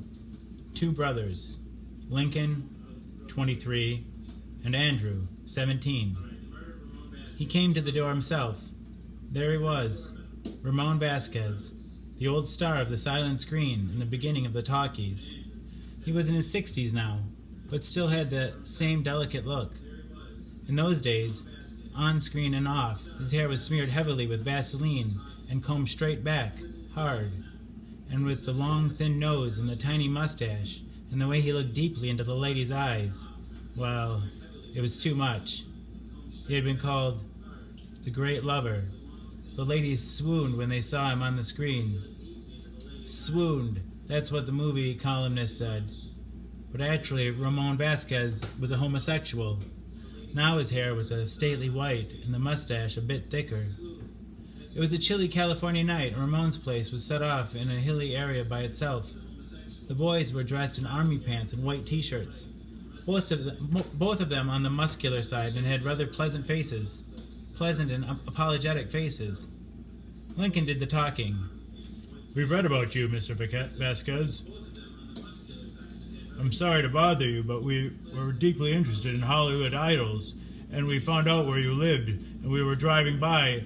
Just couldn't help ringing your doorbell." "Isn't it cold out there, boys?" Yes, it is." "Won't you step in for a moment?" "We don't want to disturb you. We don't want to interrupt anything." "That's all right. Do come in. I'm alone." The boys walked in, stood in the center of the room, looking rather awkward and confused. "Ah, please sit down," said Ramon. He pointed to a couch. The boys walked over and sat down rather stiffly. There was a small fire going in the fireplace. "I'll get you something to warm you up. Just a moment, please." Ramon came back with some good French wine, opened the bottle, left again, then returned with 3 chilled glasses. He poured 3 drinks. "Have a bit. Very nice stuff." Lincoln downed his rather quickly. Andrew, watching, did the same thing. Ramon refilled the glasses. "You have brothers?" "Yes." "I thought so." "I'm Lincoln. He's my younger brother, Andrew." "Ah, yes, Andrew. Has a very delicate and fascinating face. A brooding face. Something a bit cruel about it, too. Perhaps just the right amount of cruel. Might get him into the movies. I still have a bit of pull, you know." "How about my face, Mr. Vasquez?" asked Lincoln. "Not as delicate and crueler. So cruel as to give you an almost animal beauty. That, and with your body. Forgive, but you are built like some damn ape who has lost most of his hair, who had most of his hair shaven off. But I like you very much. You radiate something. Maybe it's hunger, said Andrew, speaking for the first time. We just got into town. We drove in from Kansas. Flat tires. Then we threw a goddamn piston. It ate up all our money. Tires and repairs. It's sitting outside now, a 56 Plymouth. We couldn't even junk it for $10. You're hungry? And how? Well, wait, good heavens. I'll get you something. I'll fix you something. Meanwhile, drink up. Ramon went into the kitchen. Lincoln picked up the bottle and drank from it for a long time, then handed it to Andrew. Finish it off.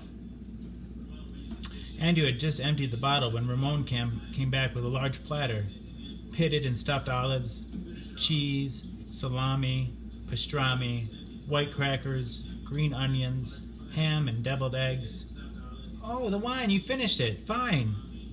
Ramon left and came back with 2 chilled bottles, opened them both. The boys snatched at the food. It didn't take them long. The plate was clean. Then they started on the wine. Did you know Bogart? Only slightly. How about Garbo? Of course, don't be silly. How about Gable? Only slightly. Cagney? I never knew Cagney. You see, most of those you mentioned came from different eras. I sometimes believe that some of the later stars do resent, that I made most of my money before the tax bite became too deep.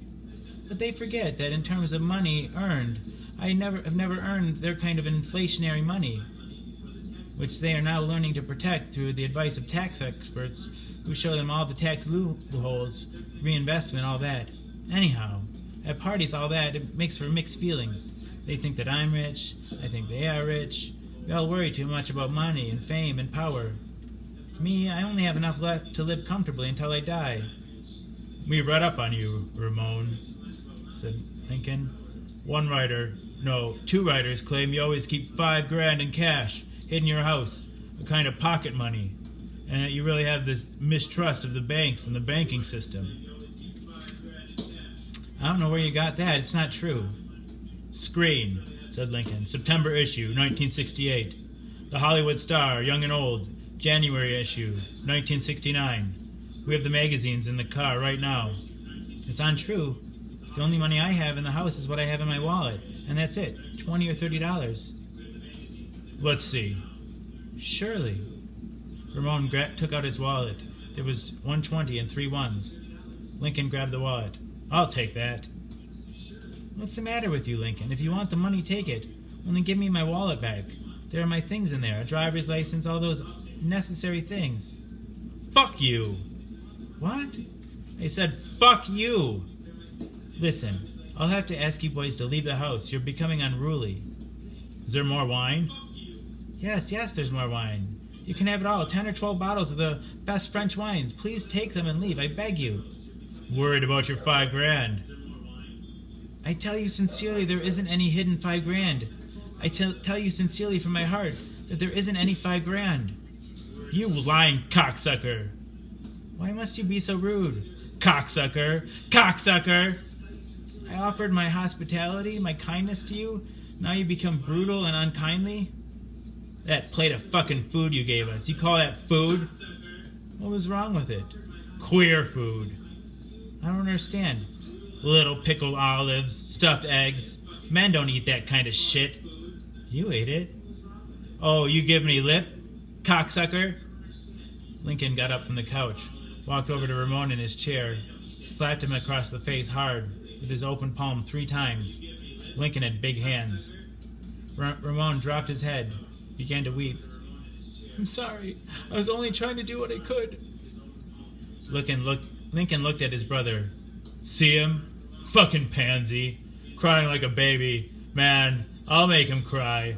I'll really make him cry unless he coughs up that $5,000. Lincoln picked up a wine bottle and drank heavily from it.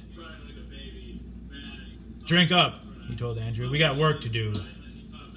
Andrew drank from his bottle heavily. Then while Ramon wept, they sat there sipping at the wine, looking at each other and thinking. You know what I'm going to do? Lincoln asked his brother. What? I'm going to make him suck my cock. Why? Why? Just for laughs, that's why. Lincoln took another drink and then walked over to Ramon, got him under the chin and lifted his head. Hey, Mother! What? Oh, please, please leave me alone. You're gonna suck my cock, cocksucker. Oh, no, please. We know you're a homo. Get ready, Mother.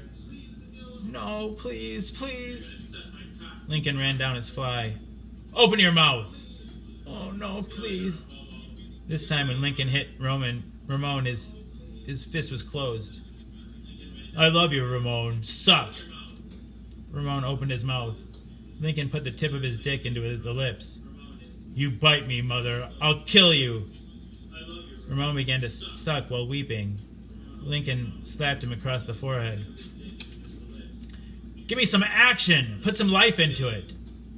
Ramon bobbed harder, worked his tongue.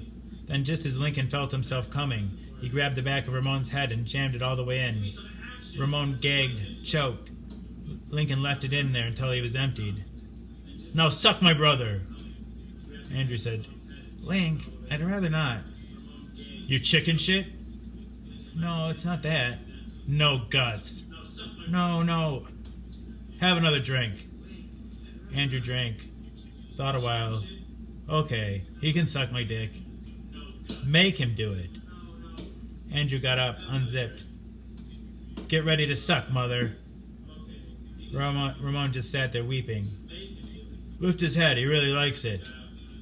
Andrew lifted Ramon's head. I don't want to hit you, old man. Open your lips. It won't take long. Ramon opened his lips.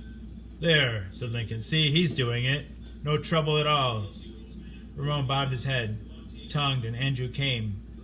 Ramon spit it on the rug. Bastard, said Lincoln. You're supposed to swallow it. He walked over and slapped Ramon, who had stopped crying, who looked as if he were in a trance of some sort. The brothers sat down again, finished their wine bottles, found more in the kitchen, brought them out, uncorked them, and drank some more. Ramon Vasquez already looked like a wax figure of a dead star in the Hollywood Museum. We're going to get the $5,000 and then we're going to split, said Lincoln. He said it ain't here, said Andrew.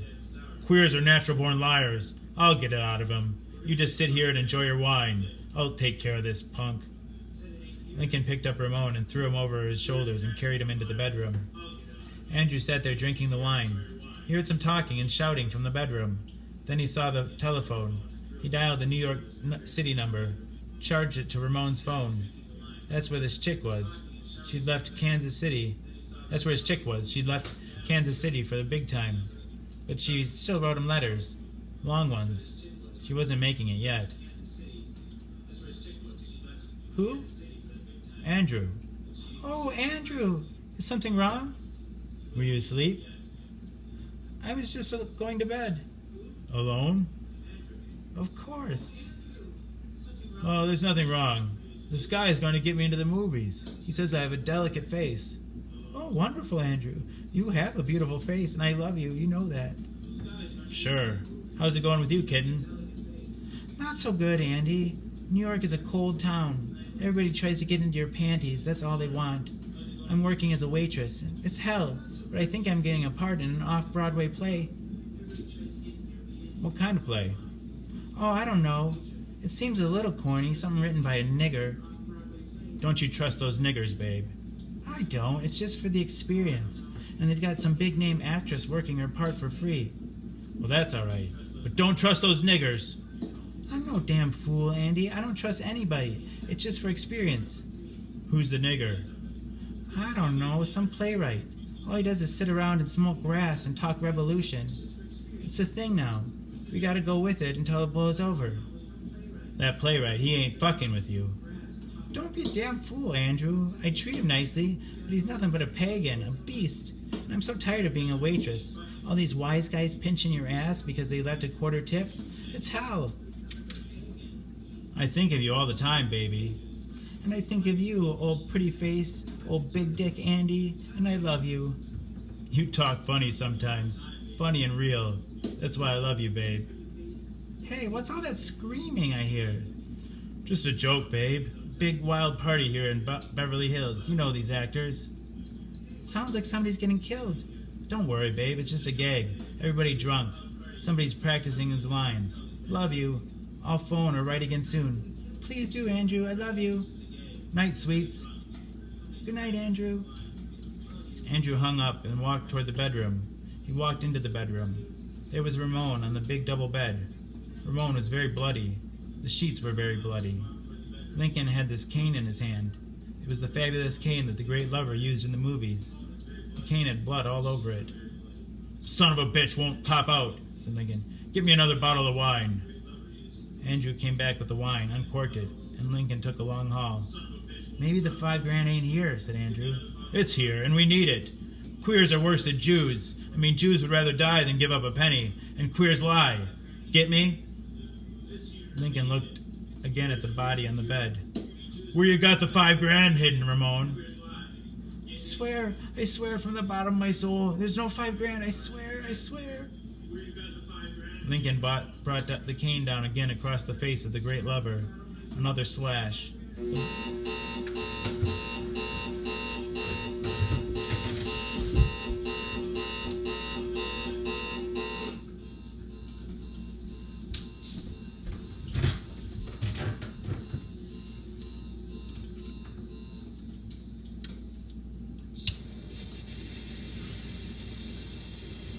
The stories are different ages, I think he wrote from the 60s to the 50s to the 80s or something like that.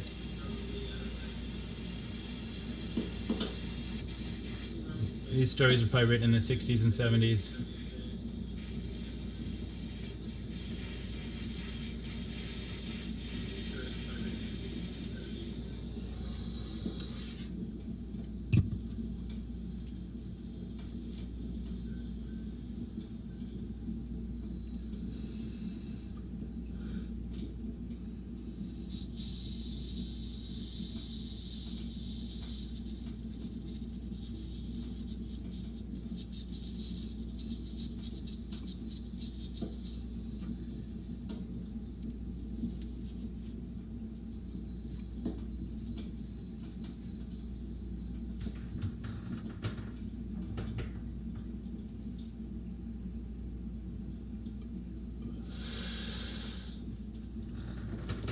What do you guys think of this story so far?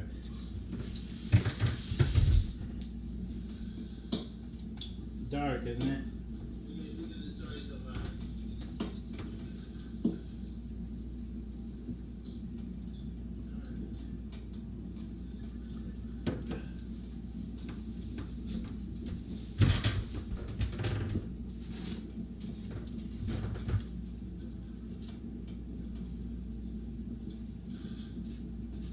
Lincoln brought the cane down again across the face of the great lover. Another slash.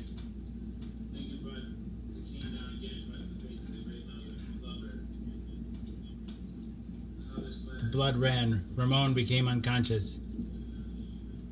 No good this way. Put him under a shower, Lincoln told his brother. Revive him.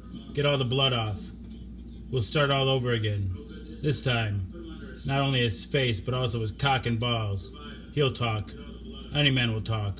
Go clean him up while I have myself a few drinks. Lincoln walked out. Andrew looked at the mass of bleeding, red, gagged for a moment, then vomited on the floor. He felt better after vomiting. He picked the body up, walked it toward the bathroom. Ramon seemed to revive for a moment.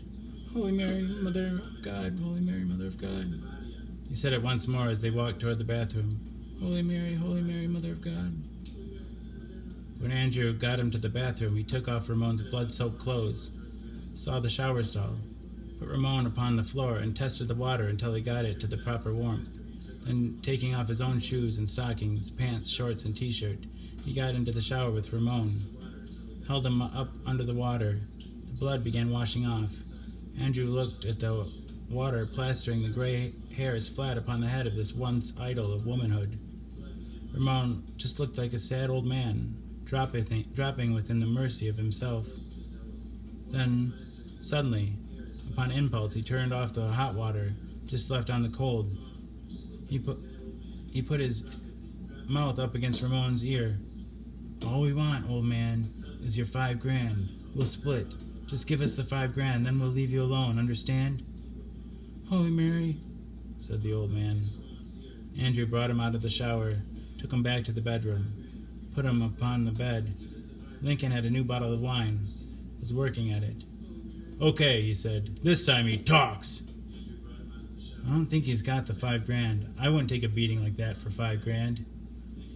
He's got it. He's a homo-kike nigger bastard. This time he talks. Lincoln handed the bottle to Andrew, who immediately drank from it. Lincoln picked up the cane. Now, cocksucker, where's the $5,000? There wasn't any answer from the man on the bed.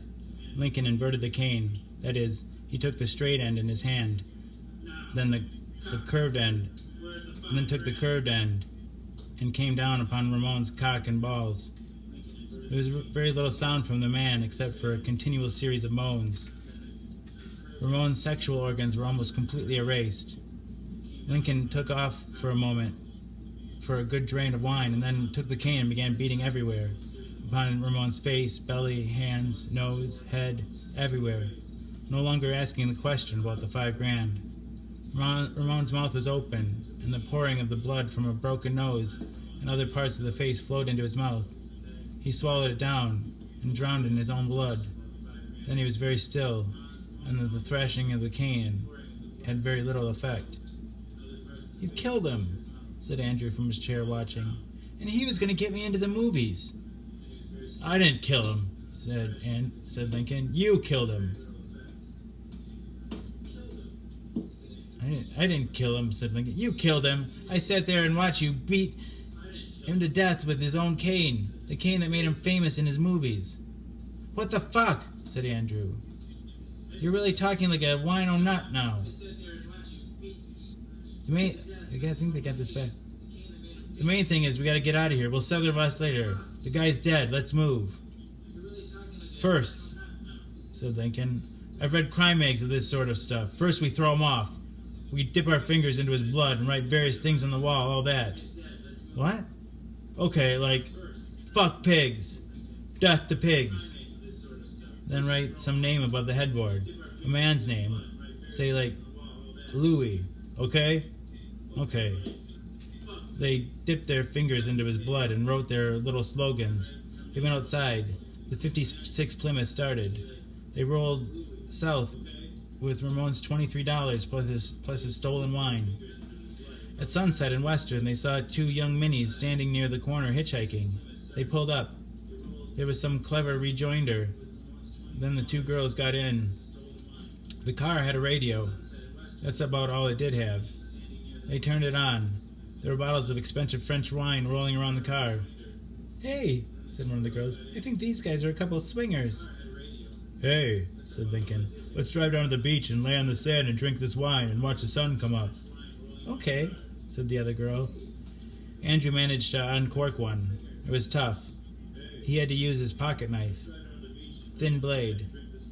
They'd left Ramon and Ramon's nice corkscrew behind, and the pocket knife didn't quite work like a corkscrew. Every time he drank a bit of wine, he had to drink a bit of cork. Up front, Lincoln was having a bit of time, but having to drive. He was mainly mentally conning his. In the back seat, Andrew already had his hand up her legs. Then he slid away part of the panty. It was hard work, and he'd gotten his finger into there. Suddenly she withdrew, shoved him off, and said, I think we should get to know each other better first. Sure, said Andrew. We got 20 or 30 minutes before we hit the sand and get busy. My name, said Andrew, is Harold Anderson. My name is Claire Edwards. They embraced again. The great lover was dead, but there would be others. Also plenty of ungreat. Mostly those. It was the way things worked. Or didn't work. The end.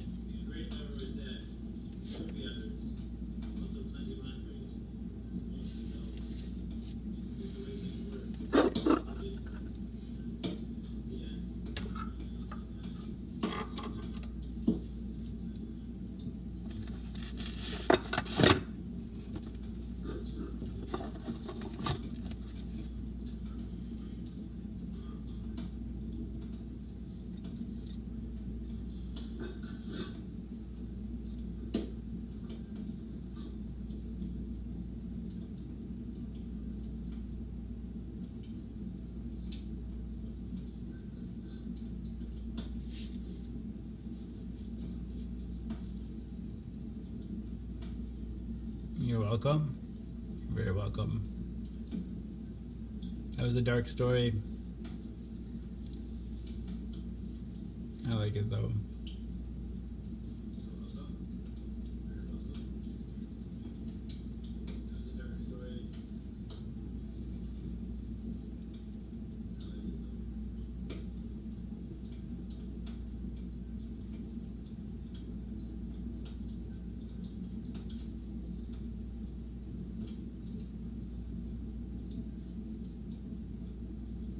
Did you like it, Jessica? Did I read it okay? I stumbled over my words a couple times, but...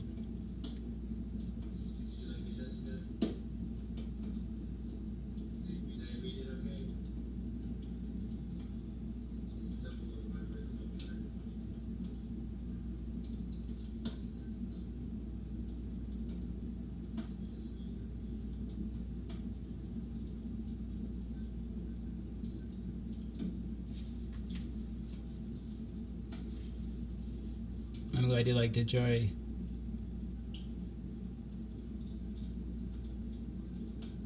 Yeah, about 15 minutes before I have to sing, I think.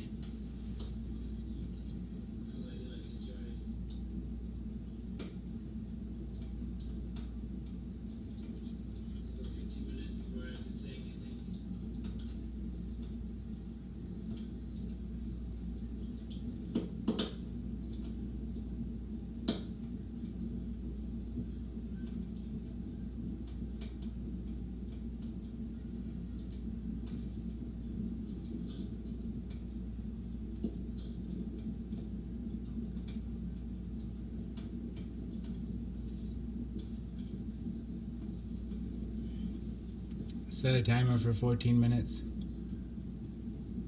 Okay, your timer is set for 14 minutes.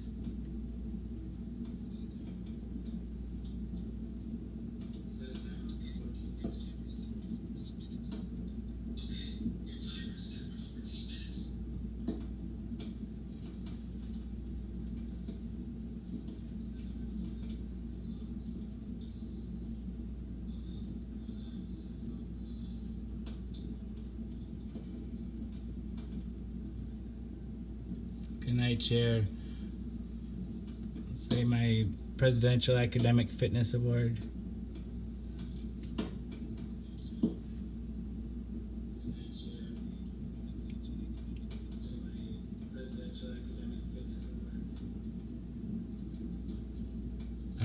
I hope you get nothing but good news from that test.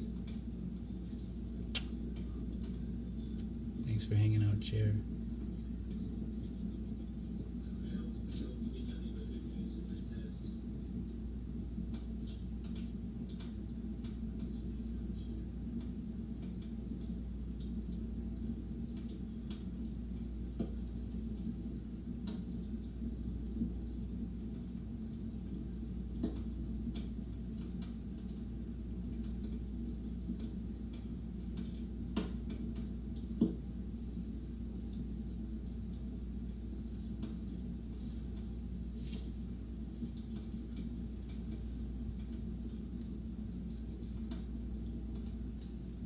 Or the tie clip my dad gave me, that's shiny too, the letter J on it. My dad didn't give me, I inherited it after he died.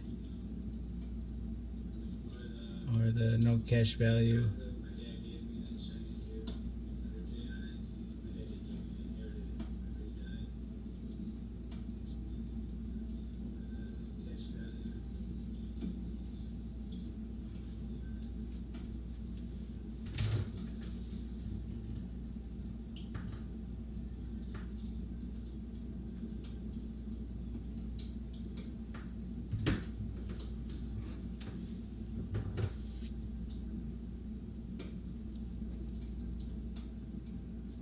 When I save the show onto my iPad after it's over and then upload it to YouTube, it doesn't do that constant blurring in and out. It's only a consequence of uploading the show. You can't upload fast enough, so it just like, it's always...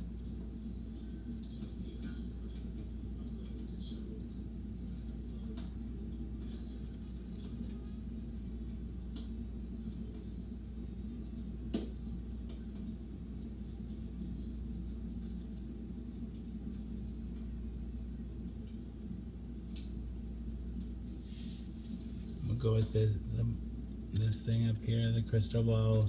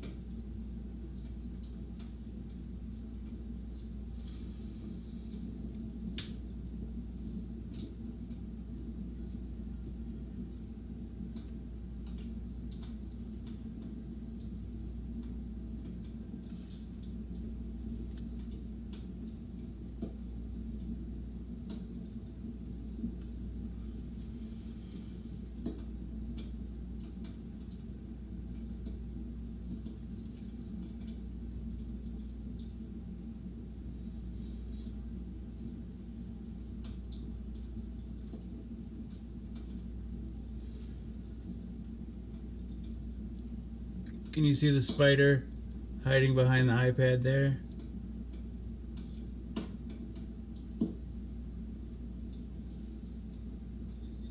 Can you see the spider hiding behind the iPad there?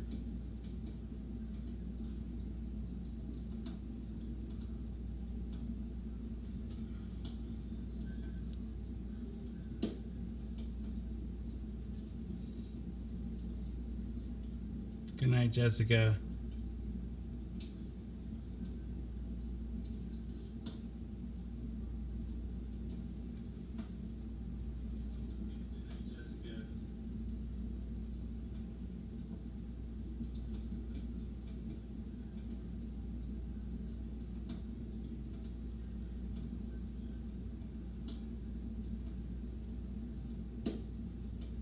Not yet.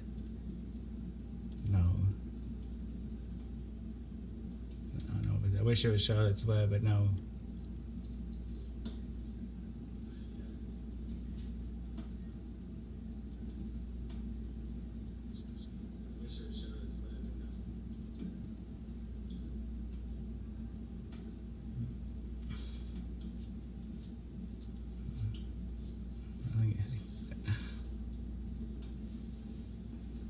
Him and me both, I guess.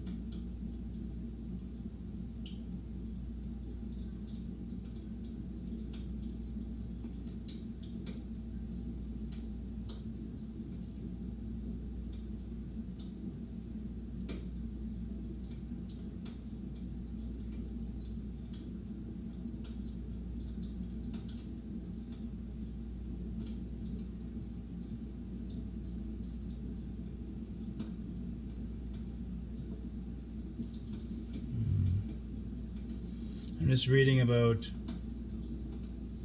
HIV in the brain.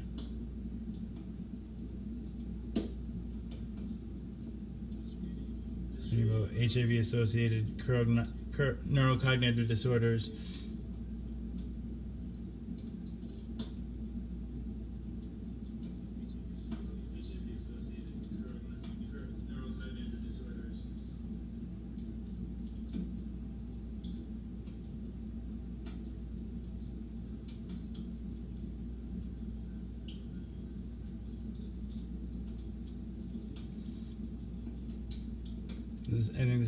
HIV disseminates to the central nervous system during the initial days of systemic infection and can be detected in cerebral spinal fluid of most untreated patients thereafter.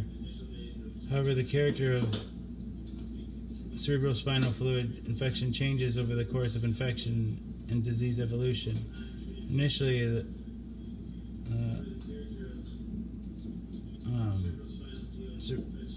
cerebral spinal fluid, CSF, I'm going to say. Initially, CSF viruses are genetically identical to those in blood and likely originate from trafficking CD4 cells. Later, CNS infection can become compartmentalized, with the virus evolving independently from the virus found in the blood. Additionally, the cell tropism of the CNS virus may change to become largely macrophage tropic. In contrast to blood virus, which characteristically maintains tropism for T lymphocytes. Well, the viruses are macrophage tropic. Well, the viruses with macrophage tropism originate within the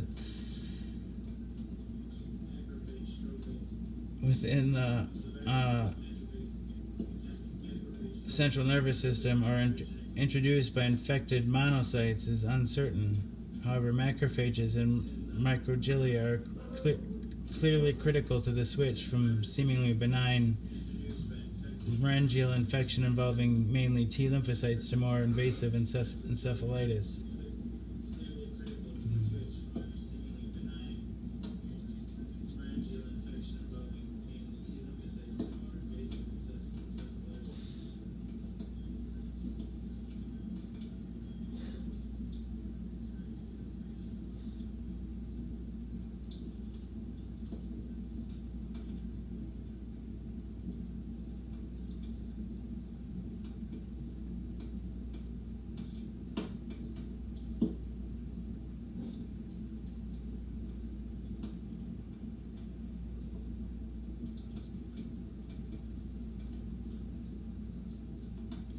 And although antiretroviral therapy reduces HIV RNA in cerebral spinal fluid, a substantial proportion of patients continue to show biomarker evidence of mild immune activation within the CNS even years after durable viral suppression. The pathophysiological mechanisms that drive this persistent inflammatory response are unknown, although persistent CNS infection below the levels detected in CSF is one possible explanation. Basically, there's inflammation in the brain. The virus causes inflammation in the brain, and it continues to cause inflammation in the brain even years after you take meds. Hey, Cavino.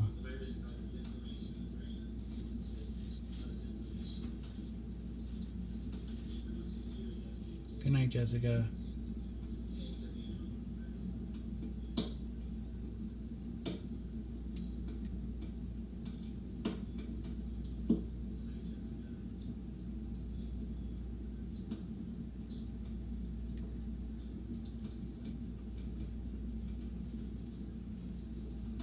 I should be here.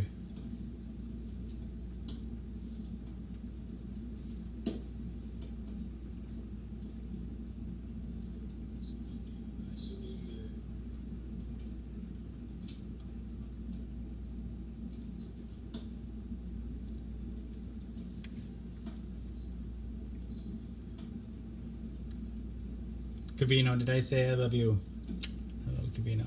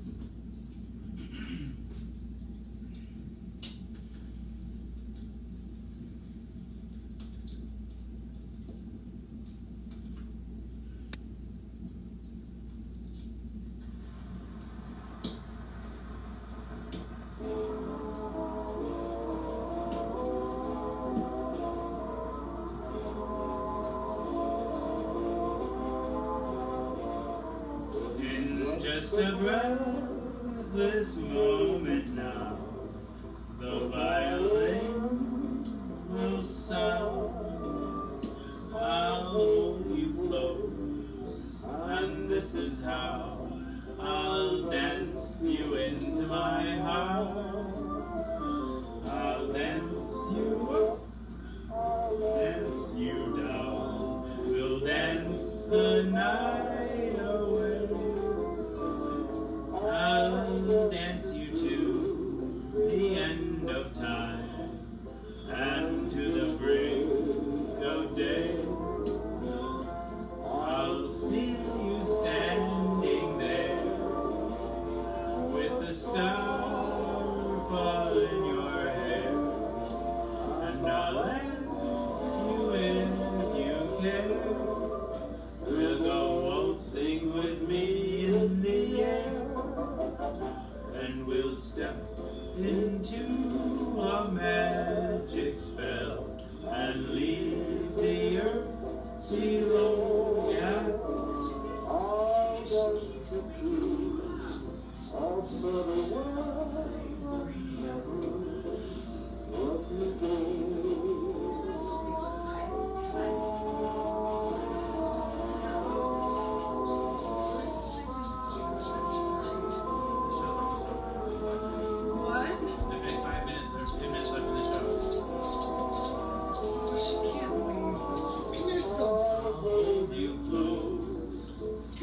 This is how I'll dance you. I'll let her open it down. I'll dance you up. I'll dance you down. We'll dance the night away. I'll dance you to the end of time and to the break of day. I'll see you standing there with the star fall in your hair, and I'll ask you if you care. We'll go waltzing with me in the air, and we'll step into a magic spell and leave the earth below. I'll dance you to a fairly well and never let you go.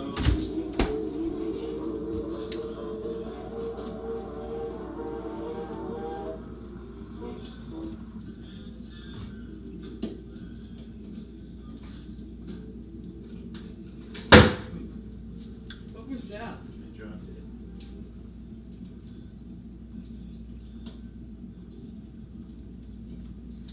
Good night, old friends and new.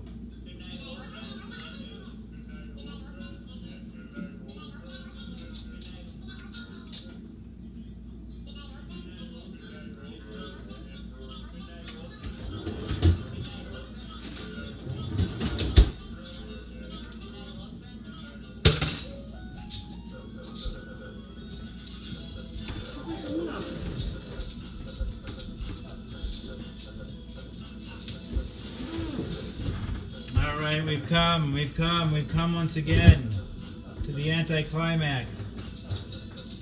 It only takes us 4 hours to get here, but we've made it. We made it once again.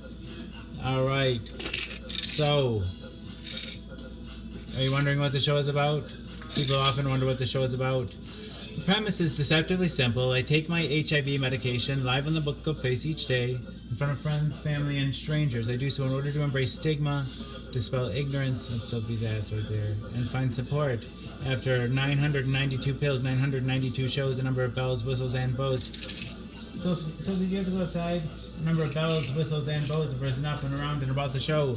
Ding dong bell, where does she now? Hell, I mean, heck. This show has it all. I like to say that it is Cloud Atlas and that it incorporates at least 600 years of entertainment, with Edward R. Murrow's radio broadcasts on record and cylinders played on a 19th century Edison home phonograph along with a nursery rhyme book from my childhood, containing woodcut illustrations from the 15th century. It is, in a sense, also The Matrix, in a previous iteration of the show. I created something I call the Rainbow Tunnel, which I harness the power of Grayskull and the Eye of Thundera, funneling them through a series of warp nacelles, creating a static warp bubble and a subsequent singularity, punching a hole through the fourth wall, across the multiverse, and into the source. The show now takes place in an echo chamber created by me that serves as a way station between our reality and the source. I don't expect lay people to fully understand, as this is advanced social science. Yeah, so the show's also like an old-timey variety show, Carol Burnett style, mixed with a merry melody of Looney Tunes and a measure of Mork and Mindy, Nanu Nanu, a dash of Mr. Ed, and two doses of Alice in Wonderland, a helping of Hee Haw, heaps of Benny Hill, a hint of the Highlander, tons of the Twilight Zone, a tincture of Teen Wolf, an ounce of Oz, a cup of Creep Show and Cast Away, quarter Quantum Leap, and a gallon of Gilligan's Island is a 4-hour show and a 4-hour tour.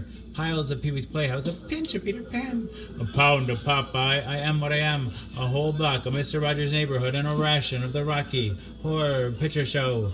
I'm just a sweet transvestite from transsexual Transylvania. Ha ha. Come up to the lab. See what's on the slab. I can see you shiver with anticipation.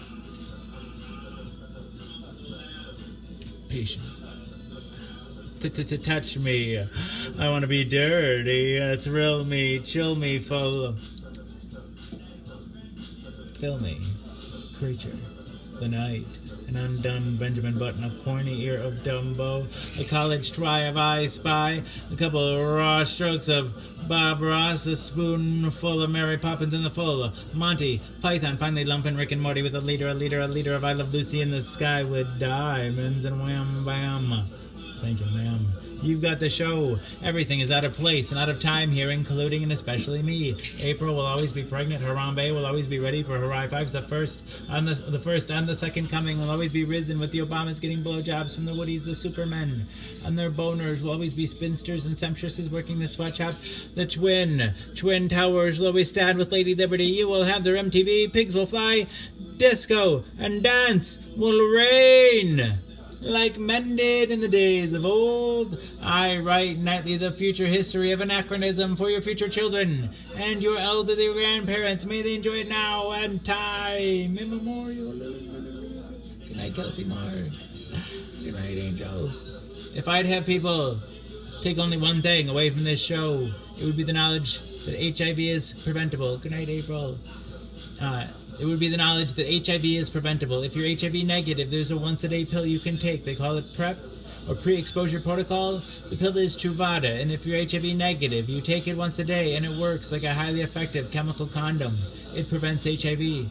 But if you're already HIV positive like me, treatment is prevention. By taking my medication every day and maintaining an undetectable viral load, it makes it so I'm not contagious. U equals U. Undetectable equals untransmissible. You could fuck me bareback all day long and never catch HIV from me. It's a brave new world. The future is now. And it's 1969. Free love. Woo! And since I finished a little early, I'll talk about PAP 2. There's also post-exposure protocol. If you think you've been exposed to HIV, you have up to 72 hours to see your doctor and start medication to prevent HIV. It's up to 99% effective at preventing HIV if you start it within the first 72 hours. So yeah, that's good to know. So prep, and U equals U. Till number 992. Down the hatch. We are robot.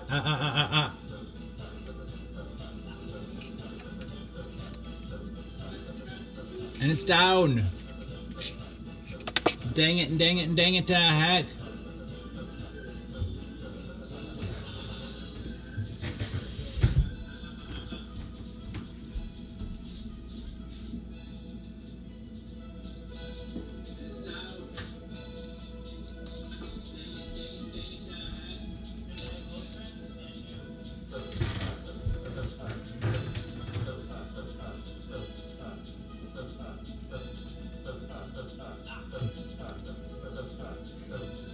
We're almost there. We're almost there.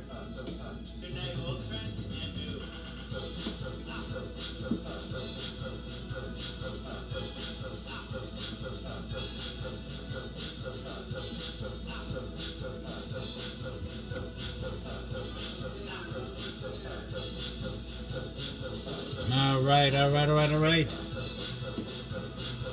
This is the house that Jack built. This is the malt that lay in the house that Jack built. This is the rat that ate the malt that lay in the house that Jack built. This is the cat that killed the rat that ate the malt that lay in the house that Jack built. This is the dog that worried the cat that killed the rat that ate the malt that lay in the house that Jack built. This is the cow with the crumpled horn that tossed the dog that worried the cat that killed the rat that ate the malt that lay in the house that Jack built. This is the maiden, all forlorn, that milked the cow with the crumpled horn that tossed the dog that worried the cat that killed the rat that ate the malt that lay in the house that Jack built. Right, come on down, Joey. This is the man, all tattered and torn, that kissed the maiden, all forlorn, that milked the cow with the crumpled horn, that tossed the dog, that worried the cat, that killed the rat, that ate them all, that lay in the house that Jack built. This is the priest, all shaven and shorn, that married the man, all tattered and torn, that kissed the maiden, all forlorn, that milked the cow, that crumpled horn, that tossed the dog, that worried the cat, that killed the rat, that ate them all, that lay in the house that Jack built. This is the cock that crowed in the morn, that woke the priest, all shaven and shorn, that married the man, all tattered and torn, that kissed the maiden, all forlorn, that milked the cow, that crumpled horn, that tossed the dog, that worried the cat, that killed the rat, that ate them all, that lay in the house that Jack built. This is the farmer that sowed the corn, that fed the cock, that crowed the morn, that woke the priest, all shaven and shorn, that married the man, all tattered and torn, that kissed the maiden, all forlorn, that milked the cow, that crumpled horn, that tossed the dog, that worried the cat, that killed the rat, that ate them all. Lay in the house that Jack built. I love you too, April. I love you all. All right. Relax. Just remember to relax and suck.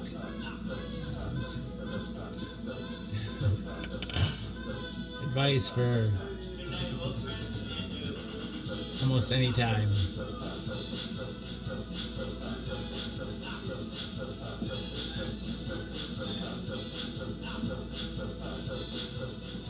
I love you all.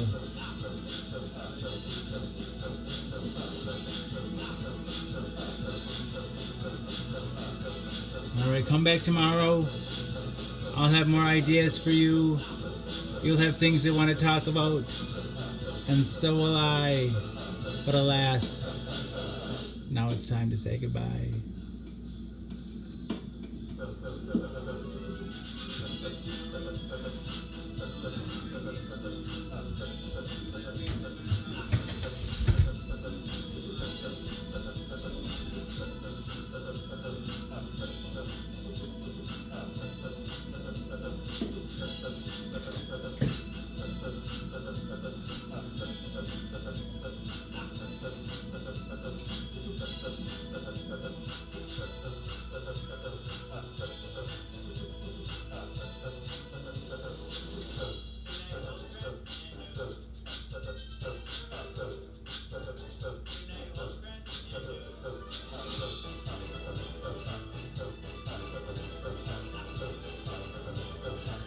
Good night, everyone. I love you.